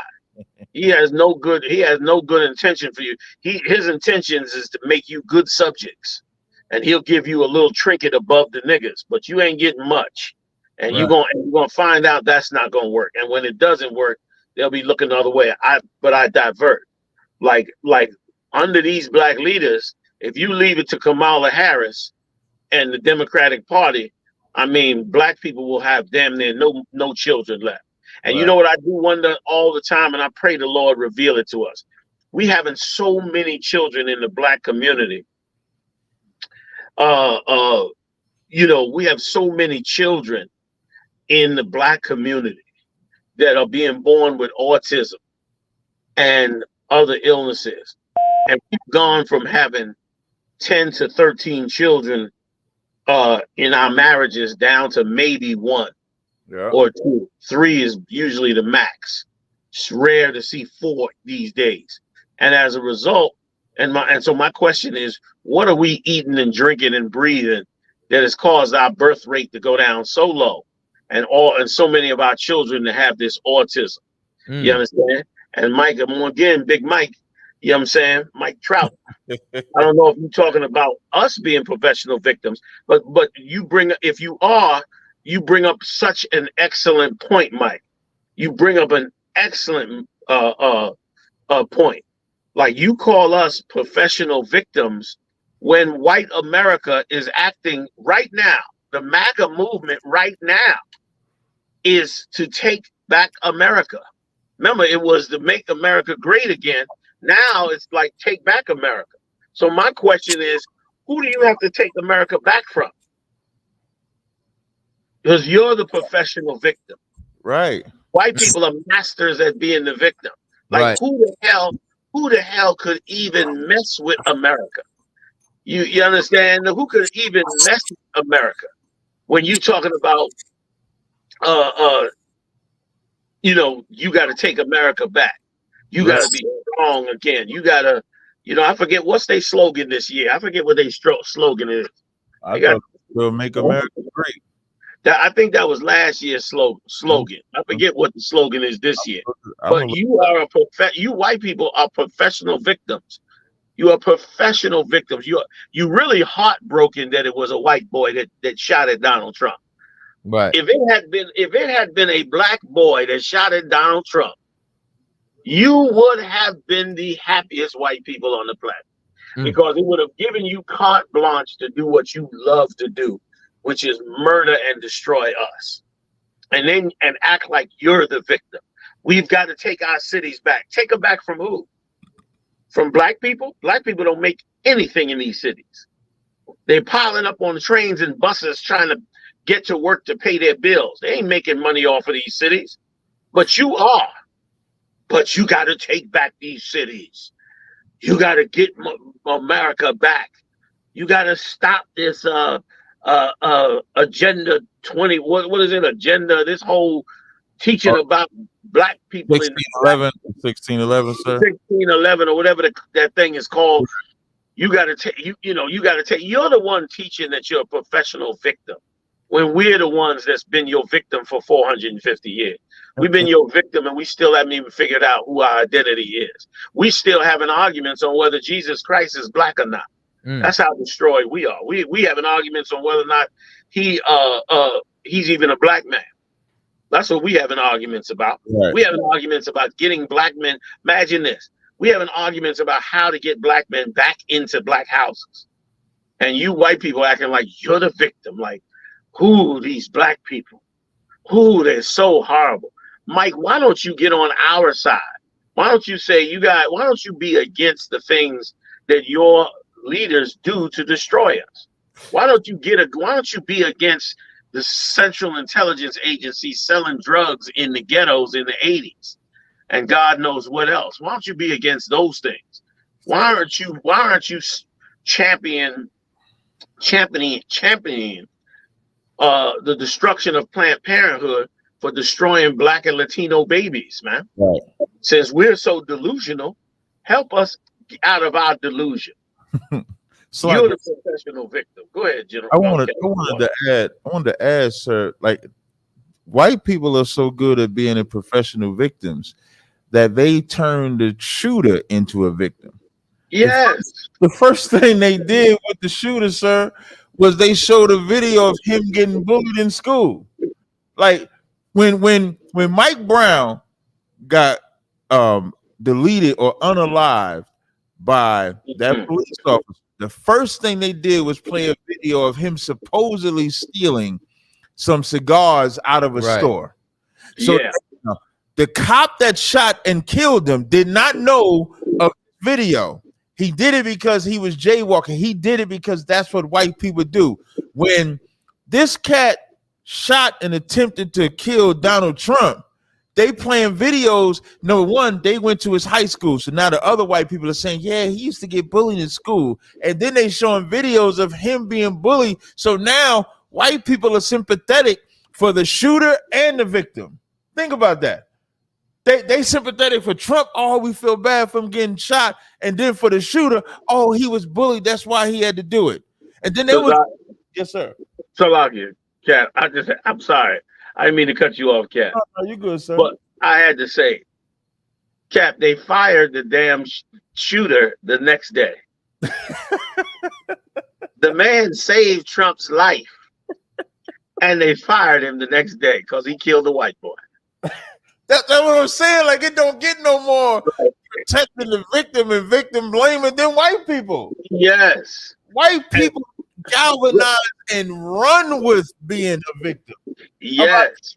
They created a Karen. What is a Karen? A white victim complaining about something that's not really happening to her, but just creates an environment where she's being so-called victimized. There ain't a greater victim on the planet than a white person. Period. Yeah. Y'all got, if I could, was you done, Cap Salaki? Yeah, I was done, sir. Yes, sir. Okay. If y'all could, fam, just let me talk to Mike just for a second more. So yes, sir. All right.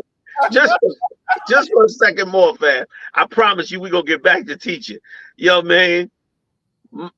Mike, here's my question. you brought up a very interesting point when you said you with us on the CIA stuff, but at some point the black community has to take responsibility. Okay, now let me ask you two questions if I could, Mike, in the chat room. One, when you say take responsibility, do you mean that we should make decisions that fix the situation that's going on in the black community? Yes or no? Please answer me that first question. Because then I want to propose to you a series of things that I think we should want. And I want to know if you would be in agreement with it. Okay, so you say it. So Mike is saying yes. So here's here's what you missing, Mike. Okay, here's what you missing. If we as black people decide that the way to fix the black community completely is to get away from you as white people, is to have our own space away from you, would you agree that that would be all right? No, I'm not saying reparations, Mike. I'm not saying reparations at all. Want to pay for shit? Okay, it's worse than reparations. My question is, if we decide that it's best for us to get away from you to help ourselves, would you be in agreement with that? Also, too, Mike, I put the link in the chat if you wanted to join as well. Oh, that'd be excellent. Yeah, to Mike, I put the link in the chat. If you click that link, you could actually come in. The phone number is at the bottom if you wanted to call in. So you don't have to just type. You can actually click that link and join, or you can call the phone line. Let me see the phone lines. You can call the phone line and join. Yes, you should join us, Mike, because I believe white people don't understand how evil they are. Right. Because you don't understand. You say we should take responsibility. Nobody can take responsibility for what's going on with them while they're being attacked. Right. You understand? Like you want black people to fix black people. How do we fix black people when you are attacking black people?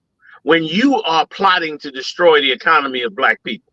When you have an entire industry in Hollywood run by white Jews that totally promote information and dogma and music and entertainment to psychologically destroy black people.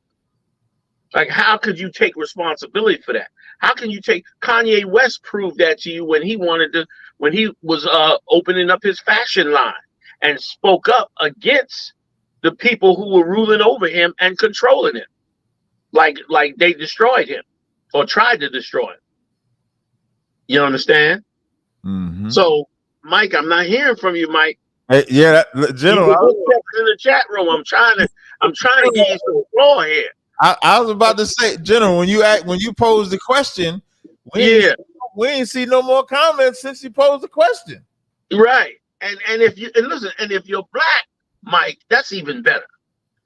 And by the way, I like trout fishing too. I love some trout fishing. I was just telling my wife, I'm thinking about one way if we could go buy us a used, beat up, broken down boat and maybe fix it up and go out and do some fishing. Of course, we poor, we can't buy the yacht, but we can get an old broken one and fix it up a little bit. But you said you answered several times, but you didn't answer my specific question, Mike. Right. My specific question. And I'll make it more specific. If black people decide that the best thing for us is to separate from you, from white America, if you're white, from white America, would you be in favor of it if that was our decision?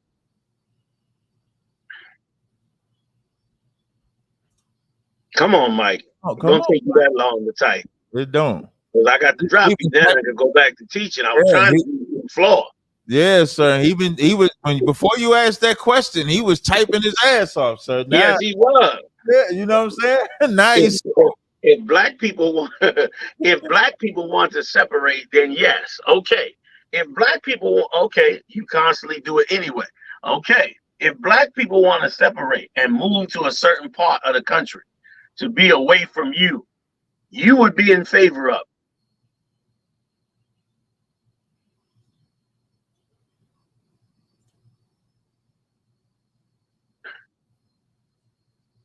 Come on, Mike. You would be in favor. I'm just reacting it in a more clarifying way. And you white people love to come at Katazar. Big shout out to Captain Katazar. 10 years of fighting. Okay, so that means you agree. 10 years of fighting all you racist white people and black people who hate a black man that got some light skin. Right. You know what I'm saying? Who hate a black. Meanwhile, back in the day, you couldn't get no meat around Katazar. You get around Katazar, you wouldn't even get a woman because Katazar was getting all the damn women. Now y'all mad at him. He should have had 100 kids by now. So big shout out to Katazar and his light skin. You know, man, and Tazaryak ain't that much darker than Katazar. Both of y'all. Why y'all hating on the light skinned brothers, man? And he got the 30 ribs. I said he got the 30 ribs. So my point is this. Like, if black people made the decision to actually help themselves, Mike, your people would destroy them, because what you don't understand is that your people do not want us to ever fix our situation. Your people just need an scapegoat to abuse. Your people need somebody to beat down and attack. That's what you need. You don't want us to be free. You don't want us to fix young black men. You don't want to see young black men opening up business and standing on their own 2 feet and building their own army and teaching their own people and leading their own families. You don't want to see that. Go ahead, Mike. You got the floor. If I could. Hey, Mike Trout, when you say, can I say something? The phone line is 917. Put the phone number in the chat. Put it in the chat. I think Mike might prefer to just be a little more anonymous. You know how it is out here. Yeah, they don't want to put themselves out there too much, which is fine. But answer my questions is what I'm asking. And yes, Mike, ask a question. Because my argument is simply this. My argument is the United States of America goes into all countries around the world to influence them, to economically enslave them, to bring them into poverty, to steal their natural resources, to steal whatever they can take from them. Yeah. And the same is being done in the Black and Latino community. How naive are you, Mike, to believe that the Black and Latino community can just go and help themselves and build themselves up and take responsibility, and there'll be no backlash from white America? I brought this out last week. If black people woke up tomorrow, okay, let's hear what Mike got to say. You think everyone is obsessed with your color like you are. No one else acts this way. It's strange. See Jesus and open your mind and your eyes. That is a very naive answer, Mike, and I'm going to explain what I mean. Like, you are obsessed with our color. You are obsessed with our identity. You just don't say it because you're winning with it. You're winning with it. If you're a white man, Mike, you know, what's his name from earlier? Hippa, Hula, whatever the hell his name was that was coming at Katazar. I bet you he could answer this question. You're not going to tell me that every day in America, tens, if not hundreds of thousands of white people sit around the dinner table talking about us, everything wrong with us. It's on the 6 o'clock news every night. Good night. You're discussing us day and night, Mike. You understand? You're discussing how we are the enemy. You need us as the enemy. You need us as the problem. You understand? Because if we were to become strong, independent, and powerful, it would destroy the economies of countries around the world. If we just took back the black hair care products, both India and South Korea's economy would tank, would crumble to the ground. If black people just stop buying white products in America for one day, the stock market would nearly crash.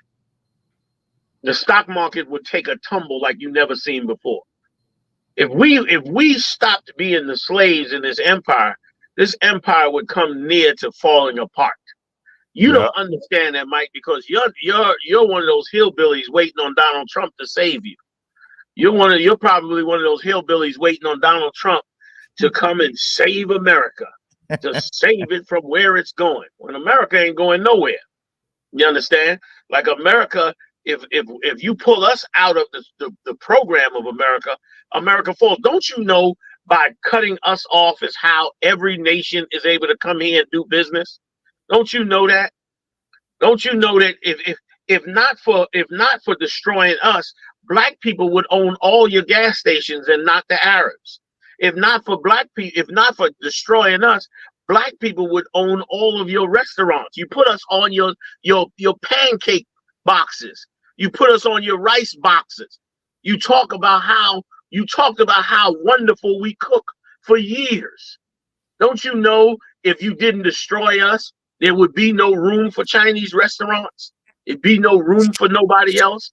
So you wipe us out every day and then complain about us after you do it. Right. That's the psychological warfare of slavery. Pharaoh did the exact same thing, which is why it was so important. Pharaoh turned around and said, we were idle. That's why we want to be free. Meanwhile, we were working to death to make him rich and powerful. We made the Egyptian empire the richest empire in the world. And guess what? Pharaoh hated us for it. That's Pharaoh beat us down for it. Pharaoh enslaved us for it. And guess what? We made America the greatest empire in the world. We did inventions for you. Like, Muhammad always says on the tape with the white girl, we fought your wars. We fought all your wars, man. We build your empire. And more than just your country. The West Indians delivered England back into the hand of the Queen. Those Nazis were going to bomb England into the Stone Age because they had cut the fuel off from England.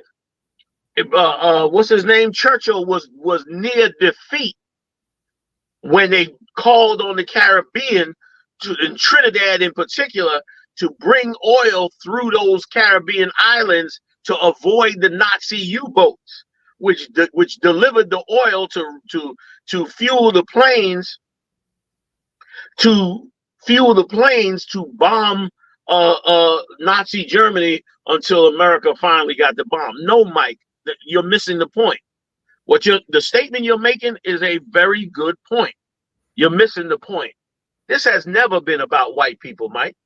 It's never been about your people. It's about being enslaved under another empire. Right. That's what it's about. Pharaoh was not white, but what Pharaoh did is what America did, which is why I lump Pharaoh in the same category with America. This is not about your skin color. This is about your race oppressing our race. Okay? If you want further proof, I make it clear. Egypt was a brown-skinned people, was a so-called black people, not black, but an African country. And they enslaved black people. So that was black on black, so to speak. Okay? It was African on black. So this is not about that, Mike. If we're going to be honest jurists about what's best for Black America, let's be honest jurists. Hating white people does not help us one bit. But fighting the oppression of white people is what we have to do to survive and to thrive. So this is not about hating white people. I've never had really a hard time with white people. I've never, I've had to work with white people, been around white people. I've really never had a hard time with white people. But I know that white people are the devil the Bible speaks of because of what you do to my people. It has nothing to do with how I treat you or how you treat me and all that. We can be we can be cordial and good business people and all that. You know what I mean? It doesn't matter. What is important is your people oppressing my people? Right. And the answer is yes, in every single way. Why is it so important to America? Why is it so important to America that we kill 350,000 of our babies every year? Why does the U.S. government spend $500 million promoting the death of our children? You understand?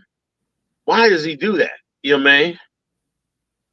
And let me explain something to you. Let me wait a minute. Let me explain something to you. Mike is getting aggressive here. Wait a minute. I like that you assume I'm white. You could be black or white. It doesn't matter. Right. You're in a white mindset, Mike. You're in a white mindset. Whether you're black, Asian, whatever, you think like a white man. That's right. Your mindset is like a white man. You understand? I wouldn't be surprised if you black. There's plenty of black people that come on this platform and other platforms and hate us as much as white people hate us.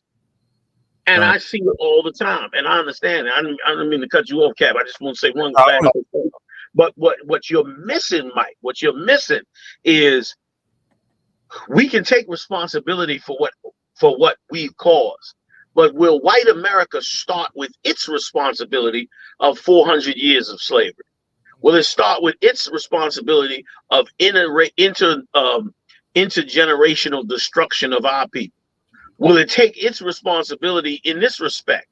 There is no possible way on the face of the earth that after World War II, that America and England could tell the white Jews that they had to work it out and get along with the Nazis. Right. And you and I know, Mike, that if that were the case, that the Nazis would have systematically destroyed the economy of the white Jews, would have systematically made them an underclass citizen, would have systematically demonized them in Germany. And right now in Germany in 2024, we would be hearing about the protests and struggle of white Jews because of the years and years of racism of the Nazis. But you know what they did instead? You know what America and England did instead? They went and stole the land of other people and set the Nazis up. I mean, and set the white Jews up with their own land, their own government, their own military, their own strength and power. That's what they did. You know why they did it? Because they knew it was impossible to get both of them to live together after the massive abuse and killing that was done by Adolf Hitler. My question to you is, would you support the same thing? Would you be able to look at, like, if we're left outside of your ability to harm us, then we have no excuse. And I agree with you on that. But under the foot of you to tell us we have to fix our situation when we've been under your foot for 450 years and you've been racist towards us ever, up to this day. White supremacists are walking around having protests in Tennessee right now based on Donald Trump running for office because they think he's a Proud Boy or a white supremacist. Right. You understand? See, now you want to divert to Christ because you want to divert to Christ and the man in the mirror because you have no answer, Mike. Right. You have no answer. You just proved that to us. You have no answer. See, you want to stop us from complaining, what you consider complaining. You want to stop us from, as you call it, making ourselves a professional victim. But when we raise the issues to you, Mike, you just want us to look in the mirror. You understand? You want us to just look in the mirror. I think, Mike, you need to recognize that a horrific crime has been committed and continuously committed by white America. You understand? Like a horrible, horrible crime has been done. And you're not willing to face responsibility. And here's a lesson since you quoted the scriptures. Let me help you out. Let me help you out, Mike. Pharaoh didn't listen when he was told either. And God wiped out the Egyptian empire. That's right. So another common theme, when one person oppresses another person, there's a common theme that comes from the oppressor. And that common theme is the oppressor's inability to have empathy for their victim, Mike. White America can't hear our pain. White America can't hear our suffering. White America can't hear our poverty. White America can't hear us dying in the abortion clinics. White America can't hear when they pour drugs in our neighborhood. White America can't hear when they use banking laws to enslave us and take our homes from us. White America can't hear when they propagandize us on the 6 o'clock news every night to demonize us into society. White America can't hear us, Mike. White America doesn't hear us. So guess what? Eventually, white America is going to have to hear God like Pharaoh did. That's right. And God killed the firstborn child in every home in Egypt. God is a much, much better teacher. Because if God put a plague in America that killed the firstborn son of every white man in America, guess what? You won't be blaming us for, you won't be telling us pull ourselves up by our bootstraps then. You won't be telling us at some point you black people got to take responsibility. You won't be saying that then. You'll be saying, go, get away from us. What we did to you is evil. Take our jewelry, take our houses, take our money, take our gold, take whatever you want. Take it all. Just leave us from what we did to you. We don't want no more parts of it. That's what will happen, Mike. That's the part you're missing right there. Since you're such a biblical man and you're such a scriptural man, you understand? Pharaoh didn't hear us either, but he will hear us. The problem is, will he hear us before the Red Sea gets parted and the entire Egyptian army drowns? Or will he hear us after it's too late? Because this drowning is going to come from global thermonuclear bombs. This one coming now? Oh, this won't be the sea opening up. This will be global thermonuclear bombs dropping on America from all over the world, Mike. Happy trout fishing, buddy. I yield. Good. What kind? Now, you know what I find? I don't know if Mike is a brother or not. If he is, I find he's either gonna fall victim to the propaganda of trying to blame us for our own oppression. And if he is a white man, this is what I know.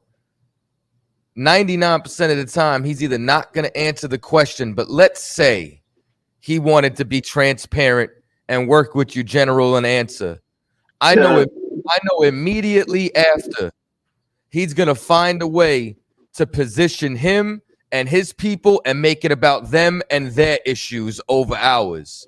Without fail, it happens with any room I go in. On Clubhouse, in Twitter Spaces, anywhere around the world. And when I'm on the corner, I know if a heathen comes up and talks to me, he's trying to make it about a heathen issue. He's trying to take the attention off of us and immediately start talking about their problems or what's going on with another nation who needs help. Can I back your words up, Cat? Please, sir, please. A perfect example for Mike and others like him. A perfect example for you is what happened after a police officer kneeled on the neck of a black man for 9 minutes and killed him slowly while he begged for his mother until the life was sucked out of his soul.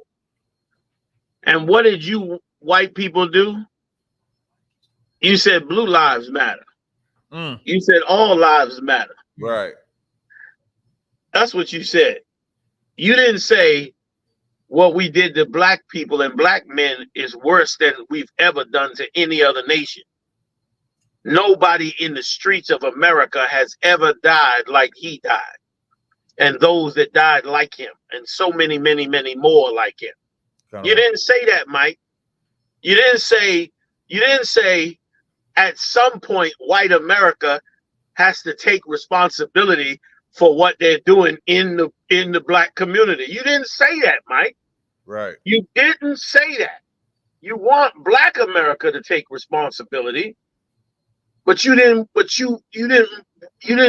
call for white America to take responsibility. You understand? Like, what happened, Mike? What happened? Don't call for this is for all white America. Don't call for the black community to take responsibility, and you not willing to take no responsibility for what the white community, I don't want to say no, because you did say you was with the CIA thing, but you got to take responsibility for what white America has done. You understand? Yes, white America. See, Mike. You see that white American didn't do that to George. Yes. See, Mike. See, who did it? I tried to help him, Cat. I heard you say, you was like, no, I don't want to say that. And then he put that right in the chat. And say, see, Mike, I was trying to help you, buddy. I was trying to help you. White America did do that to George Floyd, because white America created the culture that created that police officer, Mike. White America has been lynching and killing black people by the hands of police officers since the turn of the century, Mike. Don't you get it? Don't you get it? That white America, that the paddy wagon was created for runaway slaves? Don't you get it, Mike? Don't you get that the paddy wagon and the slave catchers became the police officers, Mike? Don't you get it, man? You understand? How did black America do that, Mike? When white America controls our music, when white America controls the songs that cops listen to, when white America makes TV shows and movies like Law and Order where they regularly abuse black people on TV, when white America is the one that plays black people on the 6 o'clock news in the worst light ever, and then comes right behind it and shows how wholesome and wonderful white people are. See, Mike, you out of touch, man. You're a bad judge of right and wrong. White America did create that. White America did create that police officer. White America created a white police officer that would have no empathy for what he's done to black people. Didn't you see the riots in the 60s when we begged for civil rights, Mike? Didn't you see what you had created? Didn't you see the dogs being sicked on us, the nightsticks busting our heads open, our women being kicked in the vagina by well-dressed, uniformed, tactical police officers? Didn't you see it, Mike? Didn't you see what they did? Didn't you see it? Can't you see anything, Mike? Can't you see anything that white America has done? Can't you see it? Of course you can. Of course you can. All right. Sad, Mike, that you can't see the destruction of your empire coming. You can't see it enough to say it's time to make a change towards doing the right thing by black people. But don't worry, that time is coming where you will see it. You will be able to see it. You will suffer it. And guess what? In that day now, nobody will feel sorry for you. Just like they didn't feel sorry for Pharaoh. Just like nobody feels sorry for him when they read about him today. Don't nobody say, damn, that was sad what happened to Pharaoh. God killed his firstborn son and wiped out his army and destroyed his whole country. You understand? Nobody will feel bad for you. Max 0426, you got it right. Said, why would they? It's not in them. You ain't lying. So I yield on that one. Yes, sir. Yeah. All right, sir. So like we kind of end the show at midnight, sir. We went a little bit past the time. We were trying to get the engagement with Mike. So I didn't know if there was anything you wanted to say in closing before we close the show, sir. I just want to say that for us to make a moral change, right? We have to make a mental change, man, that pushes us into a higher moral state. And that mental change we got to make is we got to begin to fight the forces of darkness, the demons, the things that try to influence us every day. I hope everybody can come out and join me August 2nd in Detroit, Michigan. You can go on our website and find out all the information. It's all across the line. Hopefully we could put it in the chat room.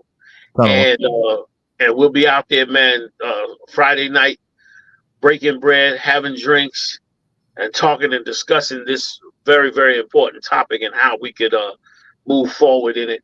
I hope everybody come out and join us. I want to tell y'all the water for having me on the platform. Yes, 10 sir. years. Y'all been slaying them for 10 years that's right, on sir. this platform. Go ahead, Israel. Go ahead. Two badass cats, man, that are not fearless. You understand? Like, that's what we need. More fearless brothers, man, that'll stand up. Like, stop being a bitch. Right. Stand the hell up, man. Thanks. Mike don't even want to face the smallest thing that white America does.